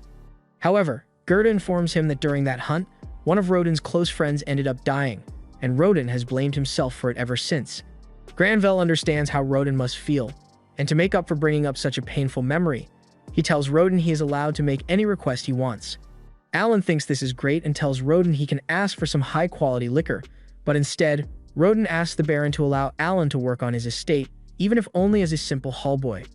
Alan internally freaks out after hearing this, because if he gets employed at the Baron's estate, he will have even less freedom than he already does, so he is hoping the Baron refuses Rodden's request. But to his dismay, Granville actually says Alan is too good to be a mere hallboy, so he will employ him as a fully fledged servant of the estate. Cecil is outraged by this since she can't believe a filthy serf is going to be allowed into the mansion, but her butler reminds her that Alan isn't a serf anymore because he was just promoted to a commoner. Alan really wants to find a way to back out of this, but Finn's Rodden seems really happy about the whole thing, so he would feel bad if he ruined it by turning down the offer now. The next day, Alan gets dressed for his first day as a servant at the Baron's estate, and though his family is happy for him, they are also really sad to see him go. Krena is especially upset about not getting to see Alan again, so Alan suggests they should spar one more time before he leaves, and that seems to cheer her up. As their battle begins, everyone watches expecting Krena to dominate Alan as usual, but this time, Alan dumped all his stat boosts into agility, and it made him quick enough to keep up with and even outpace Krena despite her being a sword lord. Eventually, Alan wins the duel by holding his sword to Krena's neck, and she's in shock because this is the first time she has ever lost, but Alan says they can just call this a draw, and they'll have a rematch in the future to decide the real winner. The time soon comes for Alan to leave, so everyone starts saying their goodbyes, and even Dagora shows up to give Alan a knife as a present before he leaves the village. After that, Alan's parents both walk Alan to the village gate, and along the way, Rodden tells Alan that being a servant is only the first step for him, and if he works hard, he will definitely move up in life. They eventually arrive at the gate where the chief has already prepared a carriage to take Alan, Cecil, and the Baron back to the city. It's a little awkward in the carriage since Cecil won't even look at him, and he has nothing to say to Granville, but he's going to find a way to make it work. Thus, Alan's life as a servant at the Baron's estate officially begins, and since he's a similar age to Cecil, he is put in charge of taking care of her, which basically means he is required to listen to all her demands, no matter how unreasonable they may be. For example, she asks Alan to carry her on his shoulders so she can reach some fruit that's up in a tree, but after she gets the fruit, she realizes it tastes awful and blames Alan for not warning her about it sooner. She's not a bad person, but she is really annoying to have to deal with all day, though Alan can't say anything about it since that would be disrespectful. She tells Alan to go buy some delicious fruit from the market for her, and Alan agrees to do so, but just then, he notices a giant ship flying overhead, and he is amazed because he had no idea that this world had stuff like this. Cecil doesn't understand why Alan is so shocked and asks if this is his first time seeing a magic airship, but Alan really hasn't seen one of these before. So she decides to leave him be and just reminds him to buy the fruit for her once he's done here. The next morning, Alan wakes up in his living quarters, and while it may look like an old attic room, well, actually, it is an old attic, but it's still a bit of an upgrade from Alan's old room. He has used his summoning skills to grow some grass plants with recovery-boosting aroma, so he always starts his days feeling fresh and energized. That said, he's still really hungry, so he decides to head downstairs for breakfast. In the dining hall, all the other servants are already eating, and over the past few days of working here, Alan has gotten to know them pretty well, especially the head servant, Rickle. When Rickle sees Alan, he asks him if he has been getting along well with Cecil, and Alan says yes, but Rickle can tell by looking at his face that she's been rough on him. He explains Cecil is only asking so much of him because he's a servant instead of a hallboy, but Alan has no idea what the difference is. Rickle explains that servants of the family are split into senior and junior ranks, but they are all still technically considered to be part of the family. However, hallboys are different because they are only temporary helpers of the family, so they aren't considered members of the family. Alan is surprised because he had no idea that becoming a servant here made him a member of the family, though now that he thinks about it, it does make sense why his dad was so overjoyed when the Baron made the offer. Later that day, Alan and a few other servants serve the Baron's family breakfast, and the Baron's wife is quite impressed by how well-mannered Alan is despite his humble upbringing. The Baron is also impressed that Alan is so skilled despite the fact that he is talentless, and though the part about him being talentless isn't true, Alan decides to just go along with it. As soon as Cecil finds out that Alan is talentless, she begins bragging about how she has the wizardess talent and her older brother has the swordsman talent. But Cecil's father yells at her to stop bragging about talent in front of her brother because it's a sensitive topic for him. Cecil's younger brother, Thomas, has always felt inferior because he doesn't have a talent. So hearing Cecil brag about it like that made him tear up, and Cecil feels really guilty for making him upset, but she still somehow finds a way to blame Alan for it. Later on, Alan has the afternoon off from work, so he decides to head into town, and his first stop is the Adventurers Guild because that's his #1 goal. He walks up to the front desk and asks the receptionist if he can register as an adventurer here.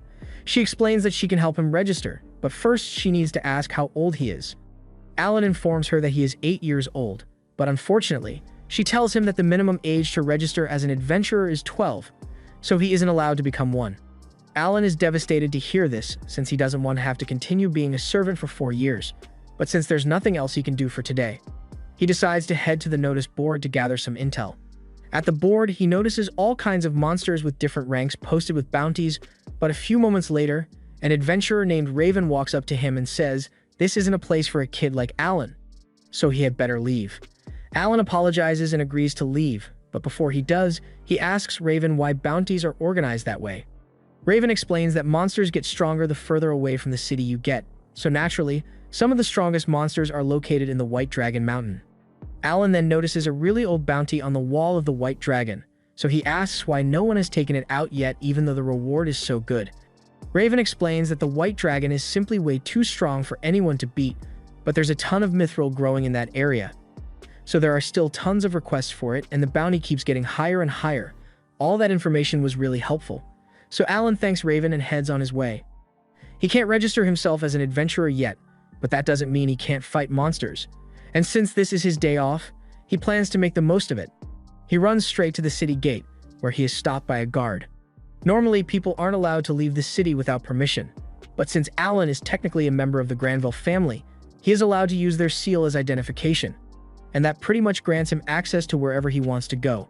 As soon as the guard opens the gate, he rushes out into the forest so he can start hunting monsters, but he doesn't want to be too careless, so he decides to start slow. Since monsters get stronger the farther into the forest you go, he only walks a few kilometers out so the monsters in the area will have an average of D rank. Once he arrives at an ideal location, Alan summons a hawk, and since the hawk has high intelligence, it is smart enough to understand Alan's commands. So he summons 5 more and orders them to fly into the air and track down any monsters in the area. While he's waiting for the hawks to find something, he decides to evaluate the intelligence of his tiger summon, but while it is obedient to him, it doesn't really understand Alan's commands, so it can only do so much. Just then, a hawk comes back to inform Alan that it has located a few monsters, and after following the hawk, Alan is led to a horde of goblins. The goblins notice him hiding behind a tree, so they all rush out to attack him, but Alan was prepared for this and summons 10 tigers to surround them. And for good measure, he summons a butterfly to cast a sleep spell on the goblins to make it easier to finish them off. Killing goblins doesn't earn him as much XP as killing a boar would, but a key benefit here is the fact that taking the goblins out is a lot quicker than taking a boar out, so Alan can farm them to his heart's content. By nightfall, Alan has hunted around 80 goblins, earning himself 16,000 experience points and allowing him to go up by 2 levels. He is really pleased with how his day off went, because not only did he level up, he also learned a lot about his summons.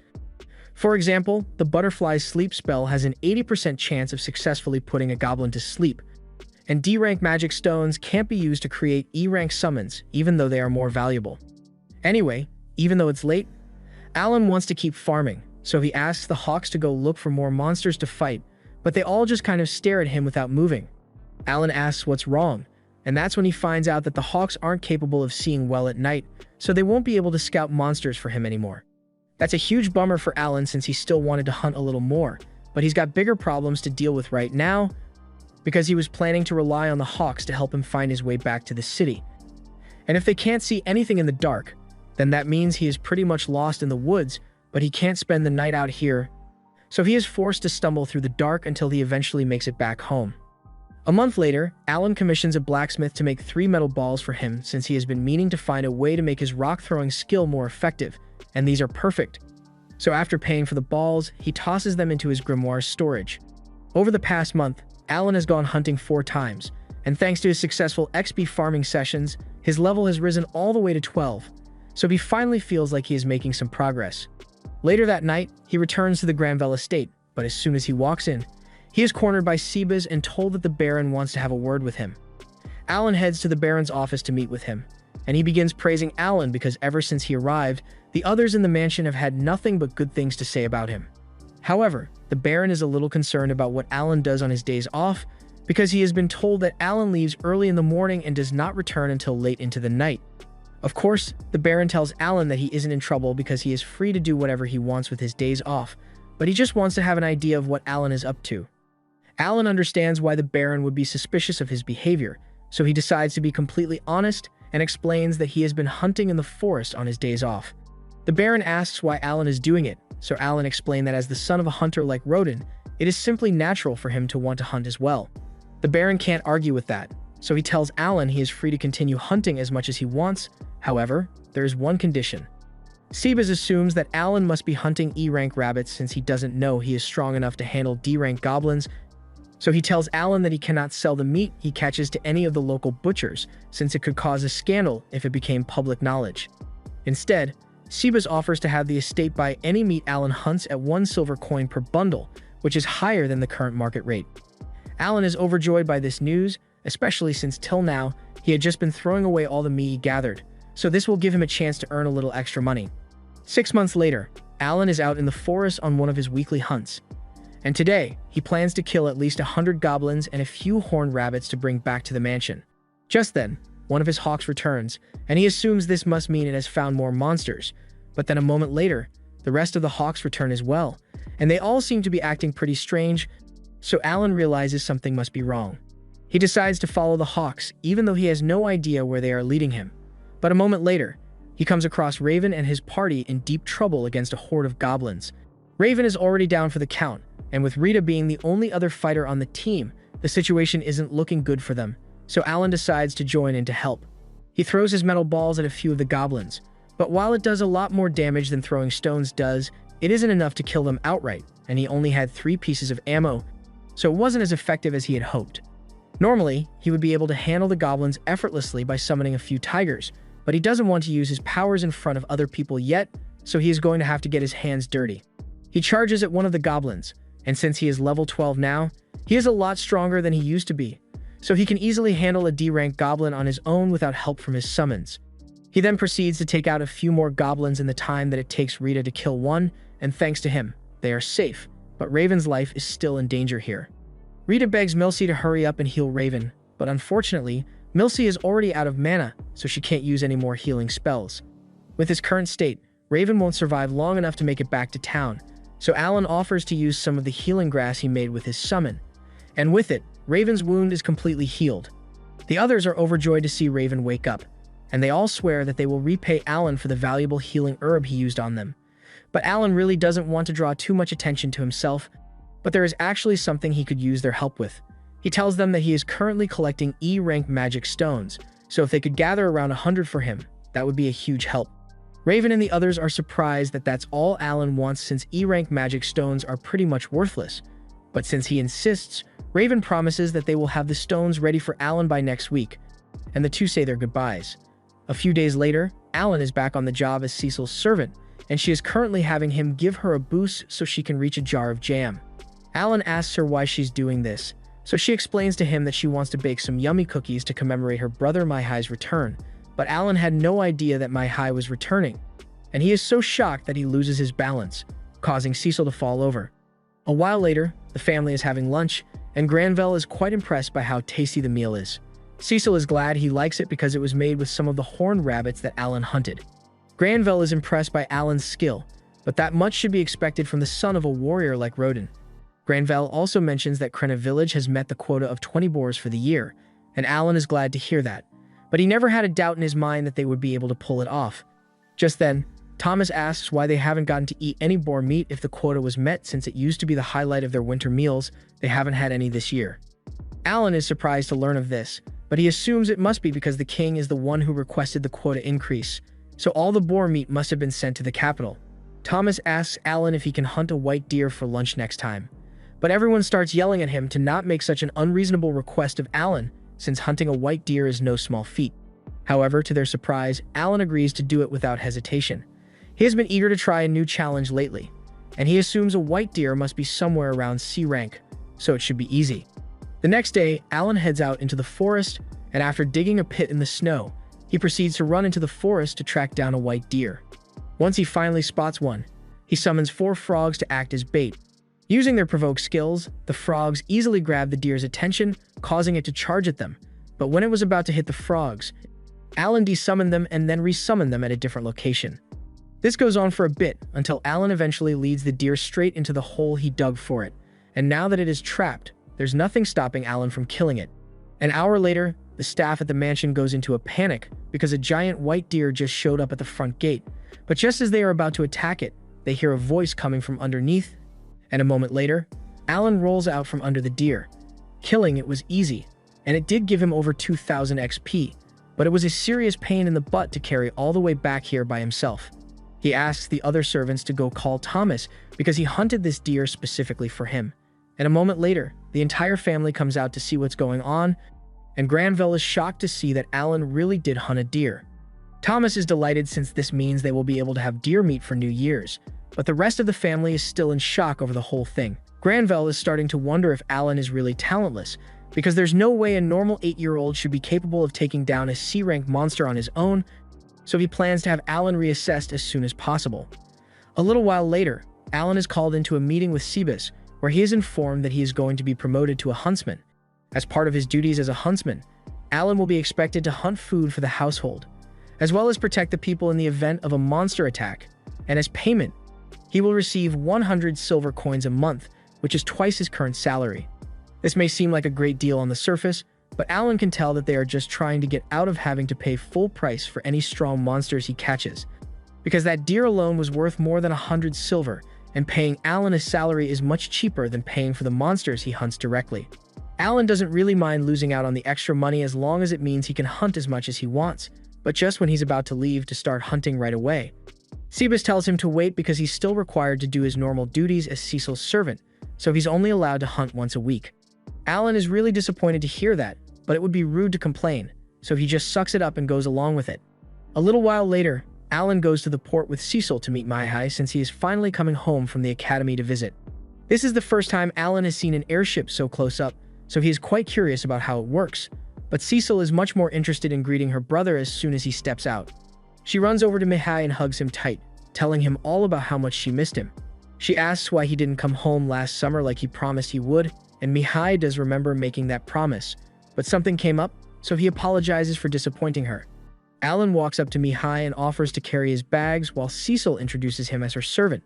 Mihai is a nice guy, and just by taking one look at Alan, he can tell that he's quite talented, so he tells him as much. Alan is relieved that Mihai is so mature, because he wouldn't be able to handle another Cecil. But Cecil and Mihai seem to get along really well as family, and it makes him wonder how his own family is doing. Later that day, Alan is out hunting a few monsters for lunch, and by the time he's done, the chefs are overjoyed because these are the freshest ingredients they've ever gotten, and they are very thankful for Alan's hard work. But just as he was about to put the meat away, he noticed Mihai and Zenov dueling in the garden. Even though Mihai is only 14 years old, he is still quite impressed, especially since he is able to hold his own against someone like Zenov.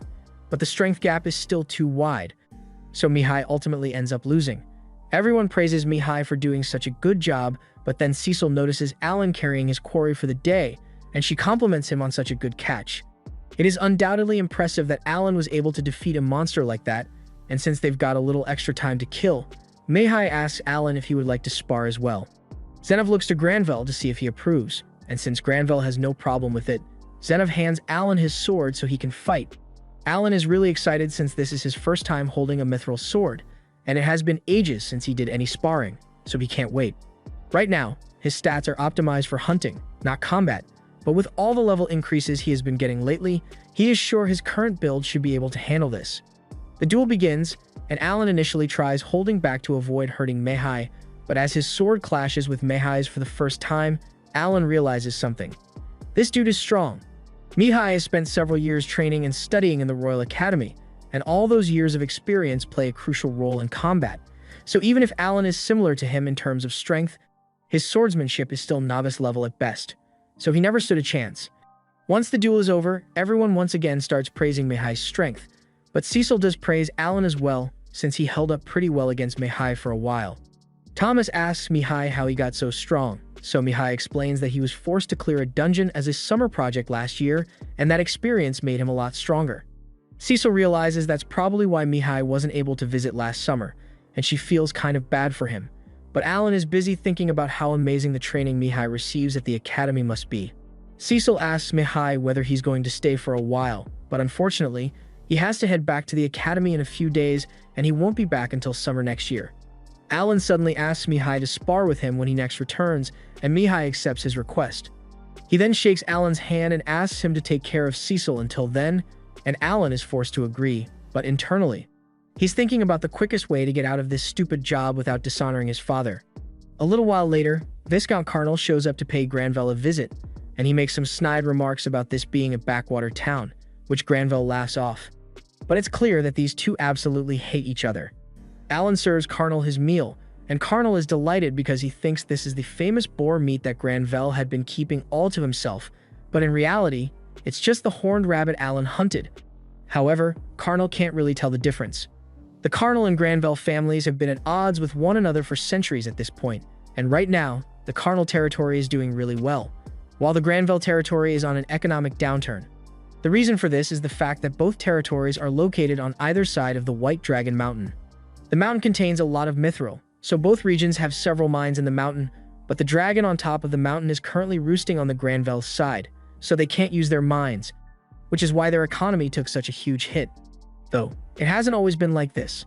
The dragon is very fickle about its roosting spot, so roughly every 100 years, it switches sides, which flips the power dynamics between the two sides. Anyway, Granville asks Carnal why he came here since this couldn't have been a pointless visit, and Carnal was so preoccupied with his food that he nearly forgot to mention it. But he says his oldest daughter recently underwent her appraisal, and he wanted to personally share the news. Alan assumes Carnal's daughter must have gotten an amazing talent, so he is here to rub it in Granville's face. But to his confusion, Carnal announces that his daughter is talentless, and what makes it even more confusing is the fact that Carnal mockingly reminds Granville that 2 out of his 3 children have talents.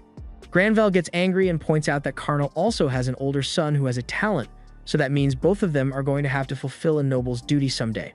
After that, Carnal leaves, and Alan has no idea what that whole thing was about, but it did teach him that being a noble isn't as much fun as he thought. Sometime later, on one of his days off, Alan meets with the party he helped and asks them for some advice because he's thinking about hunting a few C-rank monsters. After all, he has hunted over 10,000 goblins in the forest already, and farming D ranks really isn't doing it for him anymore. The group warns Alan that C-rank monsters are a lot more dangerous than what he's used to, and Alan is aware of that, which is why he wants to learn everything he can from them before going on his next hunt. Later on, Alan is out in the forest when one of his birds spots a C-rank monster and rushes over to come call him. Alan goes to investigate and finds an orc sleeping under a tree, and this is a perfect opportunity to attack, so he proceeds to jump the orc with a horde of tigers. The orc tries to fight back, but Alan has way too many summons for it to stand a chance, so it eventually succumbs. With the orc dead, Alan carves into its body to retrieve its magic stone, and he's really proud of himself for being able to take down a C-rank monster without needing to trap it first, but he reminds himself that he needs to stay humble because he's still not strong enough to beat Mihai, so he can't make the mistake of getting overconfident. Just then, one of his birds alerts him to another C-rank monster nearby, and this one seems to be an armored ant. Alan is a little hesitant to fight it since he recalls that Raven once nearly died to one of these, but it's a little too late to back out now because the ant has already seen him. Alan has no choice but to attack, so he sends out his tigers, but they aren't able to pierce through the ant's armor, so Alan needs to think of something else. He decides to try using his butterfly summons to put the ant to sleep, and once it rolls over, he jumps on its belly in an attempt to kill it, but his knife won't go through even though his attack power is over 400. The ant soon starts waking up, so Alan frantically starts stabbing it over and over until he finally breaks through its shell and kills it. He's glad that's finally over, but even though the ant was C-rank just like the orc, it took way more effort because it's pretty much immune to physical attacks. He wonders if it would have been easier if he could use magic, but now that he thinks about it, he has a really high intelligence stat, so he might be able to cast spells after all. To find out, he asks Cecil to let him join her during her magic class, and while there, he asks the teacher if it's possible for him to use magic.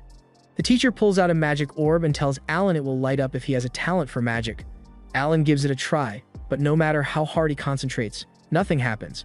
He is forced to come to terms with the fact that he's completely magic-less, and he's taking it really hard, so Cecil feels bad for him and offers Alan a cookie to cheer him up. One day, while the family is having dinner, Rickles suddenly barges into the dining hall to warn them all that a murder gulch has been spotted in the area and at its current pace.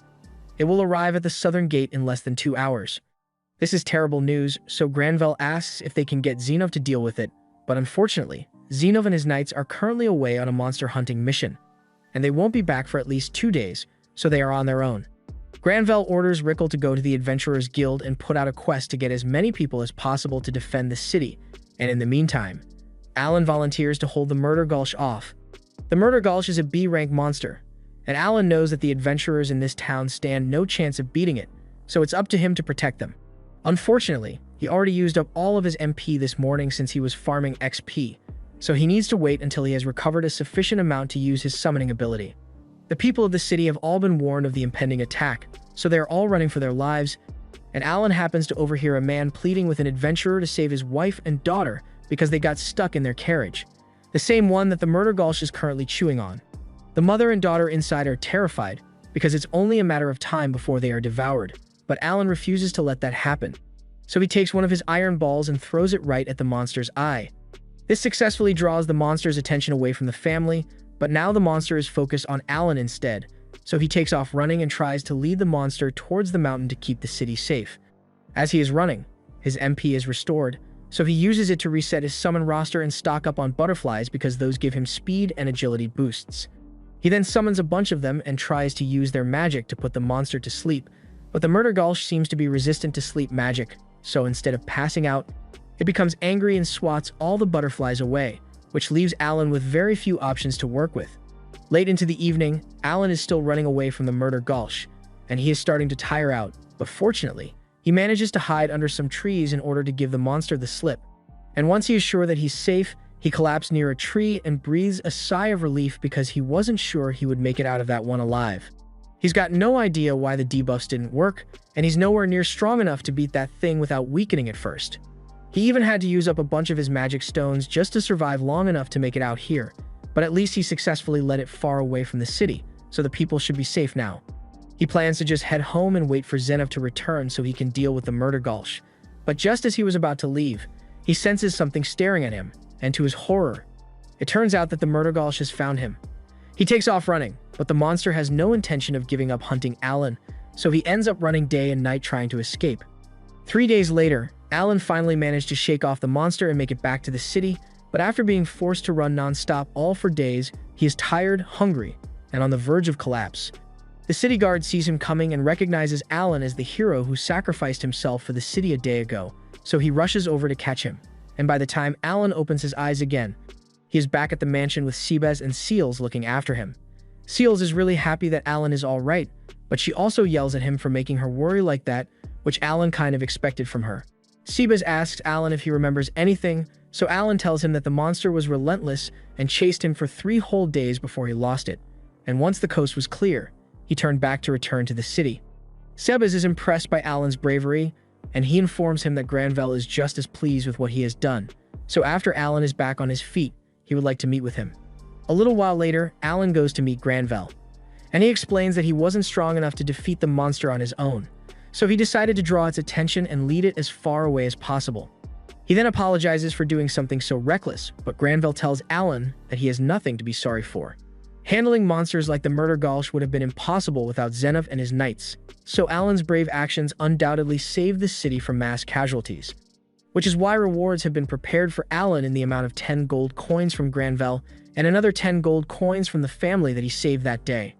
Alan is overjoyed because with that kind of money, he could definitely buy himself a decent sword, and that's exactly what he does, because the next time we see him, he's rocking a mithril sword. With this, he is easily able to defeat an armored spider on his own, but it's still not hard enough to pierce through the spider's hard abdominal armor. That said, it is capable of piercing through the gaps in the armor, so Alan is able to dig into the spider's body and take out the magic stone. Now that he's done with that, he wants to run a little test with his summons, so he calls over 3 of his hawks, has 2 of them land, and then stores 1 in his grimoire. He then places a fruit in a bag and asks the hawk in front of him to point to the item that he put in the bag. The first hawk easily identifies the fruit, but Alan already expected that, so he moves on to the next step of the test and resummons the second hawk. He then asks the hawk the same question, and it immediately identifies the fruit, which tells Alan that different summons of the same type can share information with one another. He then calls the third hawk down and asks it to do the same thing, but this time, it can't answer the question, so the information relay must only work on hawks that are still inside the grimoire.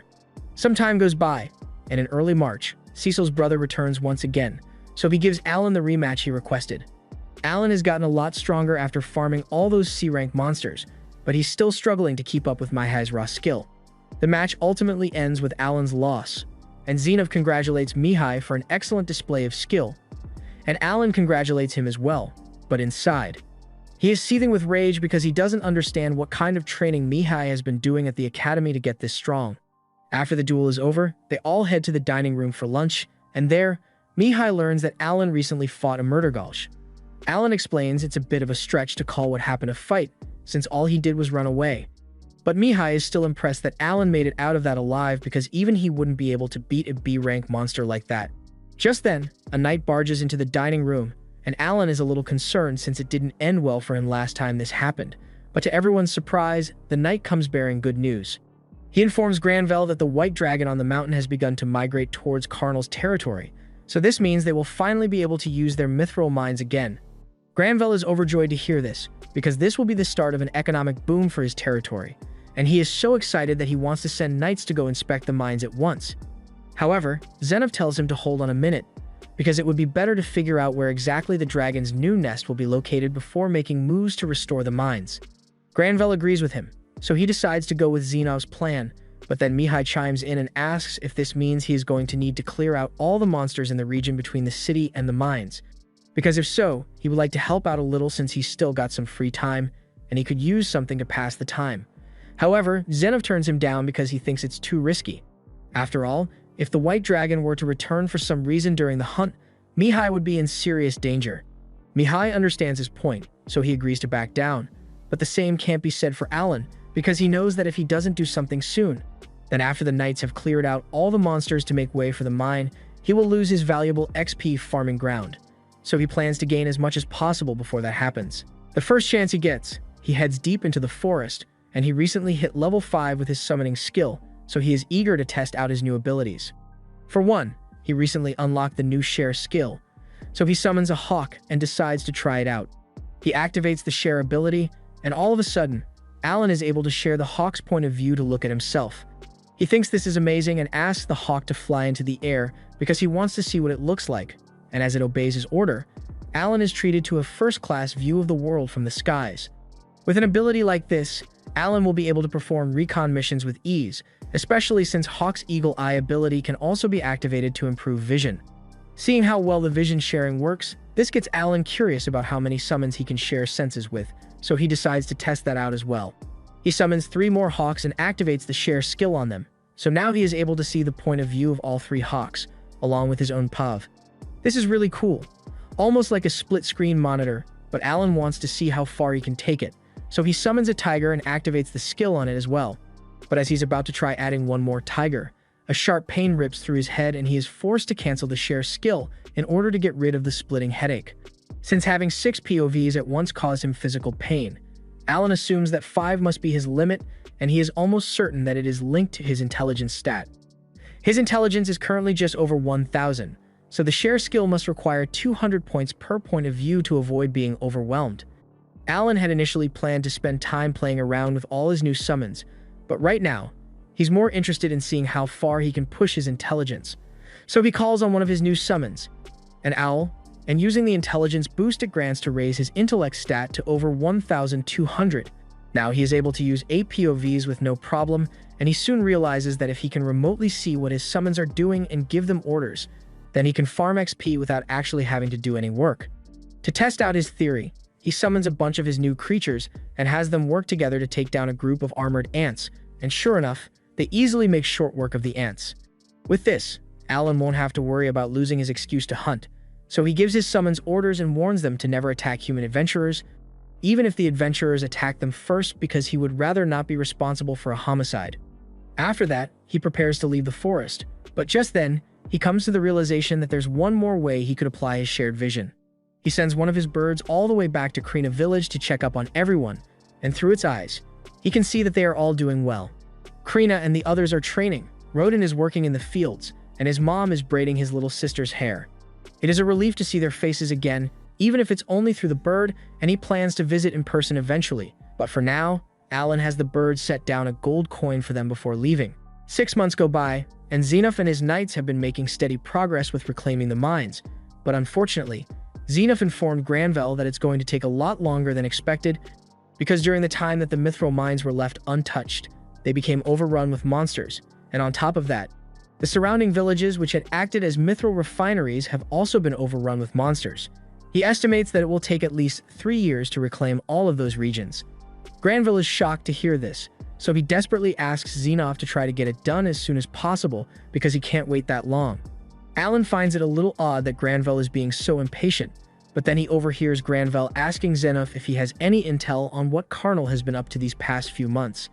As far as Xenoph knows, Karnal attempted to continue mining even though the dragon had moved back over to his side, and ultimately, the entire mining crew suffered for it because they were burnt to ash as soon as the dragon spotted them. It is unlikely that Karnal will be able to continue his mining operations as things are now, but Granville asks Xenoph to remain on high alert because there's no telling what trick Karnal might pull this time. Alan doesn't really understand what they are talking about, but he doesn't particularly care because over the past 6 months, he has been farming XP with his monsters non-stop, and after he turns 12, he plans to quit being a servant here and go register as an adventurer. Though that's still 2 years from now, so until then he plans to continue taking out as many monsters as he can before the knights clear them out. To that end, as soon as Alan gets a chance, he heads out into the forest and locates a village that has been overrun with goblins. Normally, he would leave the goblin village intact and let them respawn so he can farm XP more efficiently, but he has seen Goblin Slayer, so he knows all about the messed up stuff goblins do out here.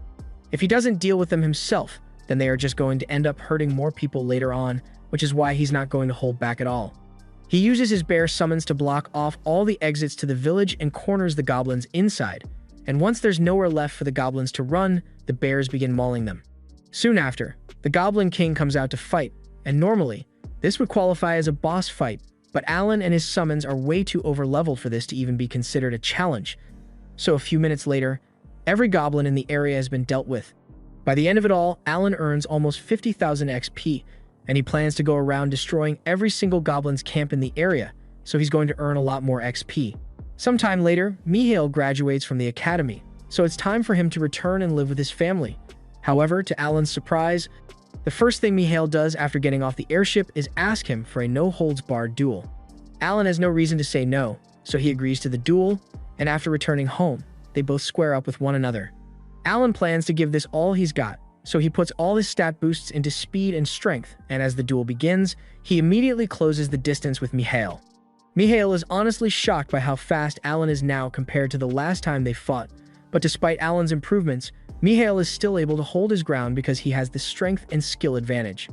Alan does his best to keep fighting, but before long, Mihail successfully disarms him, so he has yet again lost. Alan accepts defeat, but as he raises his hand to congratulate Mihail, Mihail silently walks past him and up to Granvelle. Granvelle says he is proud to see how strong Mihail has grown over his years at the academy, and he says he is the pride and joy of the Granvelle family, which makes what he must do all the more heartbreaking. Mihail then walks up to Cecil and Thomas and tells them that he has some bad news. He says he has to go fulfill the duty of a noble, so he is going to be gone for quite a while. Cecil is disappointed to hear that and asks Mihail what he is going to be doing, but unfortunately, Mihail isn't allowed to share that information. He assures her that he will be back in 3 years. Hearing that Mihail is going to be gone for so long just makes Cecil feel even worse because she was looking forward to spending time with him. Alan has very little context for this situation, but from what he can tell, a noble's duty must be some horrible task that every gifted noble is required to undertake at a certain age. Kind of like how we all have to go cave diving alone with no gear one day. Truly tragic. The next day, Mihail is set to leave to fulfill his duty, and after saying goodbye to his family, he heads toward his carriage. As he's about to step inside, he leans in close to Alan and begs him to watch over Cecil for him while he's gone, and Alan just instinctively agrees. After that, Mihail leaves, and Alan is a little curious about the whole noble's duty thing, but not so curious that he is willing to go snooping around, so he just lets it go. A year later, Alan has made some significant progress in his quest to eradicate all goblin camps in the forest, and he decides to move on to orc camps now. Orcs may be stronger than goblins, but overall, it's not that much of a challenge for Alan and his summons. They all coordinate well to deal with the orcs' attack, and Alan is really happy with how well things are going, but he does wish there were some way for him to tell how much health his summons had left in reserve, because while they may be able to fight without getting tired, if the damage they take passes a certain threshold, they just disappear without warning. Though in a situation like this, it's not a huge problem since Alan could always just summon more monsters. The battle seems to be going pretty well for Alan, but all of a sudden, he spots a spell headed his way, so he scrambles and asks his 2 knights to protect him. They successfully block the attack, but Alan still wonders where the magic came from in the first place, so he looks back and spots 3 orcs wielding magic scepters. This is the first time Alan has gone up against an opponent capable of wielding magic, and he's got to admit that it really sucks. Those fireball spells do a lot of damage, so if those orcs keep attacking, then it's only a matter of time before Alan's army gets decimated. He can't have that, so he takes out a steel ball and hurls it straight at one of the orcs, blowing a hole clean through its head. Alan is overjoyed to find out that he's strong enough to one-hit KO these idiots, but before he could throw his second steel ball, he realizes that the other orcs have started hiding behind the rocks to avoid getting obliterated, so maybe they're a little smarter than Alan gave them credit for. One of the orc mages goes running over to the orc king to inform him of what's going on, and meanwhile, outside, the full force of the orc army comes bearing down on Alan. There are a lot more of them than Alan was expecting, but he's got a ton of D-rank magic stones in supply after his goblin genocide, so he can summon up to 20,000 bears if he wants to, and that's why he's sure he's going to win eventually. However, just as Alan was gaining control of the situation, the orc king suddenly makes an appearance. This one is a B-rank monster, so it's going to be a significant challenge for Alan. He starts off by sending 2 bears out to fight it, but the orc king easily cleaves both of them with a single strike. Alan realizes he may have underestimated the power of a B-rank monster, so he decides to try summoning a few more bears to see if he can overwhelm it. Unfortunately, every time he summons more, they immediately get taken out by the orc king before they even have a chance to attack. Alan isn't going to be able to keep this up forever, and to make matters worse, he still has to deal with the remaining mages. Speaking of which, one of the mages launches a fireball right at Alan, and while he does manage to get his knights to block most of the damage, it is ultimately too much for them to handle, so they disappear, leaving Alan to deal with the extreme heat on his own. He gets blasted backward by another attack from the mages, and that costs him a significant amount of HP. He quickly heals himself with an HP potion and starts thinking of a way to handle the situation. But no matter how much he thinks about it, there's literally no way any of his summons can defeat the Orc King, so he's completely out of options. Just as he is about to give up and considers running away, Zenov suddenly appears beside him. He says he heard all the commotion and came over as soon as he could to investigate. When he asks Alan what's going on, Alan explains that he was just trying to take out this orc camp when things kind of got out of hand. Alan then realizes that he can't let Zenov see his summons, so he despawns them all. But to be honest, that probably looks even more suspicious, and he has no idea how he's going to explain it without blowing his cover. However, to his surprise, Zenov doesn't question him about the summons at all, and simply says he's going to take care of the Orc King. While he's doing that, he tells Vice Captain Librand to handle the Orc Mages. As Zenov squares off against the Orc King, the monster swings down hard at him, but Zenov easily parries the attack, all while remaining perfectly composed. Alan is amazed that Zenov is capable of handling blows from an opponent that's twice his size, but Librand tells him that this much is barely a warm-up for Zenov, because he is known for being a powerhouse. Librand then prepares to take out the Orc Mages before they can attack again. After locating them, he charges up his special ability and launches a piercing attack that leaves one of them looking like Toji after encountering the Honored One. He then finishes off the other Orc Mages along with the rest of the Orc soldiers in a similar fashion. Meanwhile, on Zenov's side, he skillfully slices the Orc King in half in a matter of seconds. Later that night, Alan joins Zenov back at the camp, and while having dinner, Zenov mentions that shortly after Alan became a servant of the Granville estate, there were reports about monster carcasses appearing all over the forest. It wasn't difficult to narrow down who could have been responsible, and judging by how capable Alan is, Zenov surmises that he isn't talentless after all. Alan realizes that his cover is blown, especially when Zenov asks him if those monsters he was controlling are part of his abilities. It would be pointless for Alan to deny it now, but he also doesn't want to give away too much information because who knows what kind of trouble he would get into if he explains that the god of creation personally gave him this talent. Sometime later, Alan is back at the mansion when a group of royal messengers show up. The family all gather to see what the messengers are here for, but to Granville's horror, they hand him Mihail's diary and tell him that his son is dead. Granville can't believe this because it has only been 6 months, so it shouldn't have been possible for Mihail to die so soon unless they intentionally sent him out as cannon fodder because he was the son of a low-ranked noble family. The royal messengers completely ignore Granville and walk out, since they have more bad news to deliver to other families, leaving everyone in the room devastated, especially Cecil, who can't believe her brother is really dead. Everyone in the mansion spends the day mourning Mihail because they all really cared about him, and they think it's cruel that a 15-year-old was forced to face such a harsh fate. But this is the way it has always been. Every so often, a noble family must offer up one of their gifted children into service, and more often than not, they end up dying. Cecil can't bear such a harsh reality, so while no one is looking, she climbs out of her window and runs away, causing the entire mansion to go crazy looking for her. And Alan needs to find her before something bad happens. Cecil has made her way out into the city streets, and she has been running for so long that her legs are too tired to continue, so she crouches down and takes out the ribbon she got from Mihai, still refusing to believe that her brother is actually gone. One of Alan's owls has caught sight of her, so a few moments later, Alan arrives, and upon seeing him, Cecil asks if he's here to drag her back home. But Alan says he actually just plans to wait here with her until she feels better. Several minutes go by like this, and Cecil starts yelling at Alan to leave her alone already. But just then, her stomach begins growling because she hasn't eaten anything yet. So Alan reaches into his storage and pulls out an impromptu meal for her. Cecil has no idea where he got all this stuff from, but she's too hungry and grief-stricken to care right now, so she takes one of the fruits and starts eating. As she eats, tears begin to stream down her face, as she recalls the words Mihai had written in his final letter. He knew he was going to be sent on a dangerous mission, and he had a strong feeling he would die on that mission, so he was absolutely terrified up until the moment of his death. Cecil is terrified as well, because she knows she's going to have to fulfill the noble's duties someday as well, and that means she's going to meet the same fate as Mihai. Alan understands why she's so upset about this, so he plainly asks her if she wants to run away with him. He says they can leave the city and travel to all sorts of places together so she won't have to fulfill the noble's duty, but she says that would never work because she still needs to attend the academy. Alan reminds her that the academy is still just a school at the end of the day, so she can just choose not to go if she doesn't want to, and hearing him say that, she realizes that she really does have a choice in the matter, as did Mihai.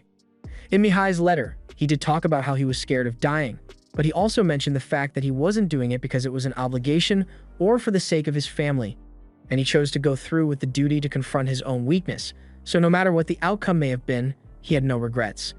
After coming to this realization, Cecil says she's finally ready to go home, and Alan is glad to hear that, so he gets up and prepares to leave, but then she tells him that her legs are too tired to walk all the way back, so she wants him to carry her, which slightly annoys Alan, but he does it anyway. On the way back home, Cecil thanks Alan for his advice because it really meant a lot to her, and he tells her it's no big deal. They eventually return to the mansion where Cecil's parents are nervously waiting for them at the gate.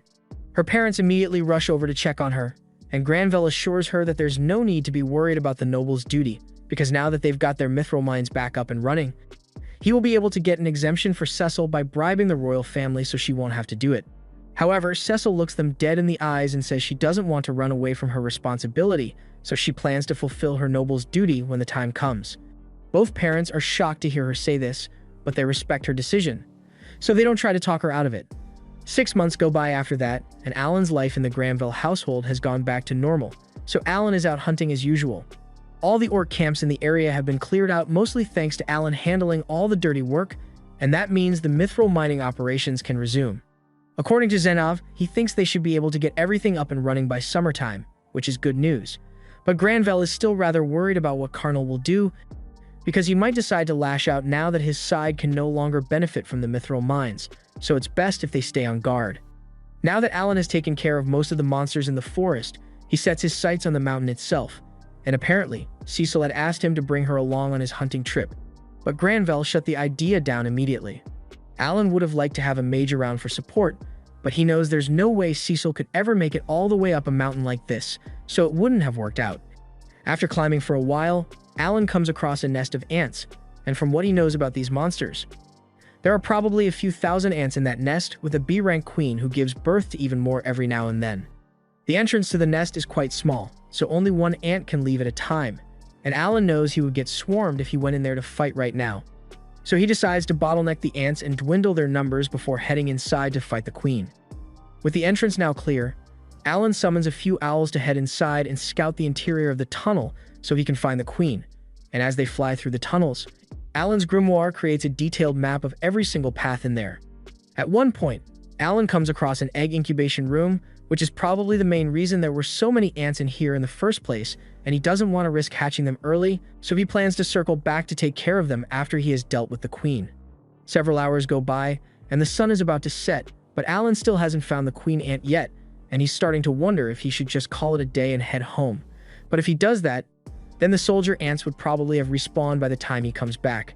He doesn't want to go on another month-long farming session, so he decides to power through the hunt tonight, and his resilience ends up paying off because one of his owls finally located the ant queen in one of the tunnels. The second Alan receives the info about the queen's whereabouts, he pulls up with his entire army, and the first order of business is to take out all the soldier ants protecting the queen before dealing with her. The soldier ants were easy enough for Alan's bears to handle, but when it comes to the queen itself, the bears get one shot. Fortunately, the queen's abdomen is completely exposed, so each bear is able to land a solid bite on the queen's body before they get defeated. So Alan keeps summoning more, and over time, the queen finally succumbs to the constant damage. Alan is relieved that the battle is finally over, but it's already way too late for him to start heading back to the city now. So he decides to camp out in the cave for the night and head back in the morning, but just as he's about to set up camp, he notices some mithril on the ground nearby. The next day, Alan returns to the Granville estate with the shell of the queen ant in tow, and he informs everyone of what he accomplished, but they are honestly having a hard time believing his story. Defeating soldier ants is one thing, but even the Knight's Order doesn't have the resources necessary to challenge an entire ant colony and defeat a queen. Alan understands why they are all skeptical since he wouldn't have been able to do it without his summons, and the only one here who knows about his summons is Zenov.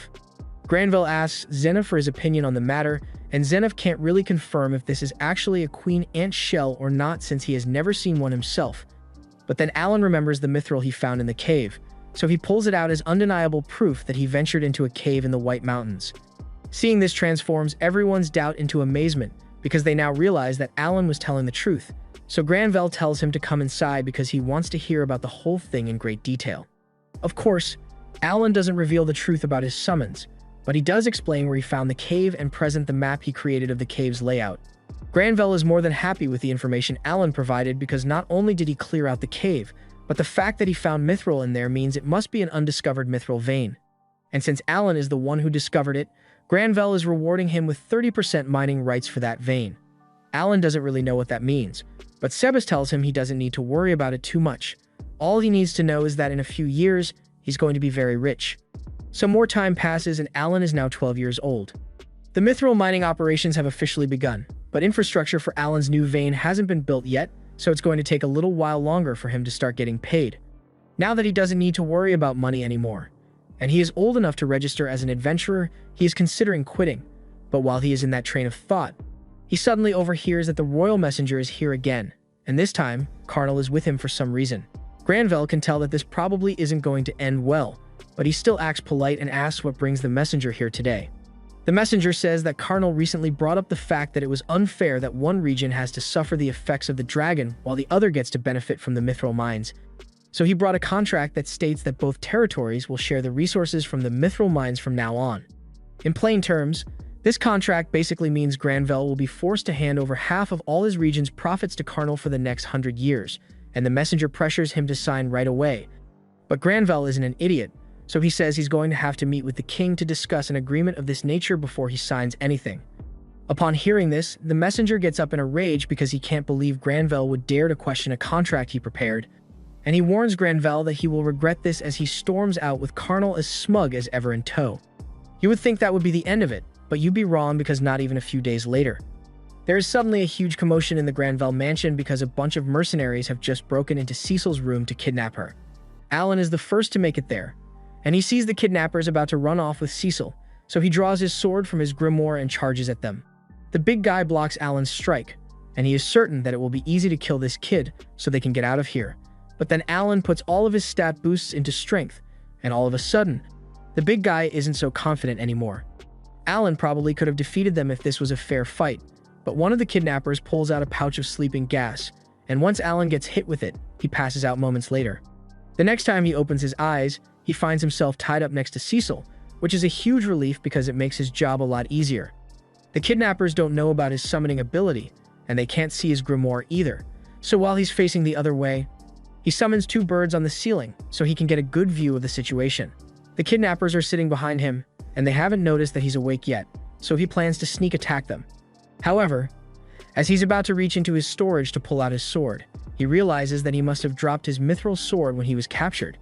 So the only tools at his disposal right now are those metal balls and a regular sword. He isn't confident that he can defeat these guys while protecting Cecil with such limited equipment, so he decides to lay low for a while and scope out the area first.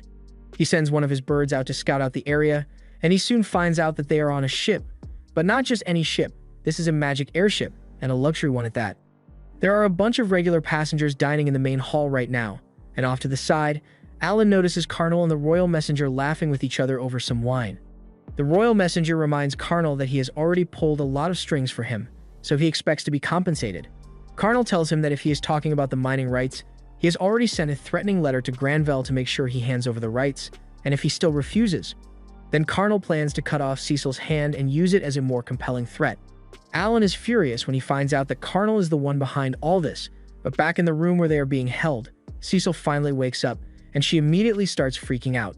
The kidnappers get annoyed by her flailing, so they plan to kick her a few times until she stops moving, but Alan's not about to let them beat Cecil up. So he decides to make his move. First, he summons a butterfly to put one of the kidnappers to sleep, and while the others are confused and wondering what just happened, Alan frees himself from the ropes and prepares to take them down. This was the end of episode 11. Subscribe to not miss the next part.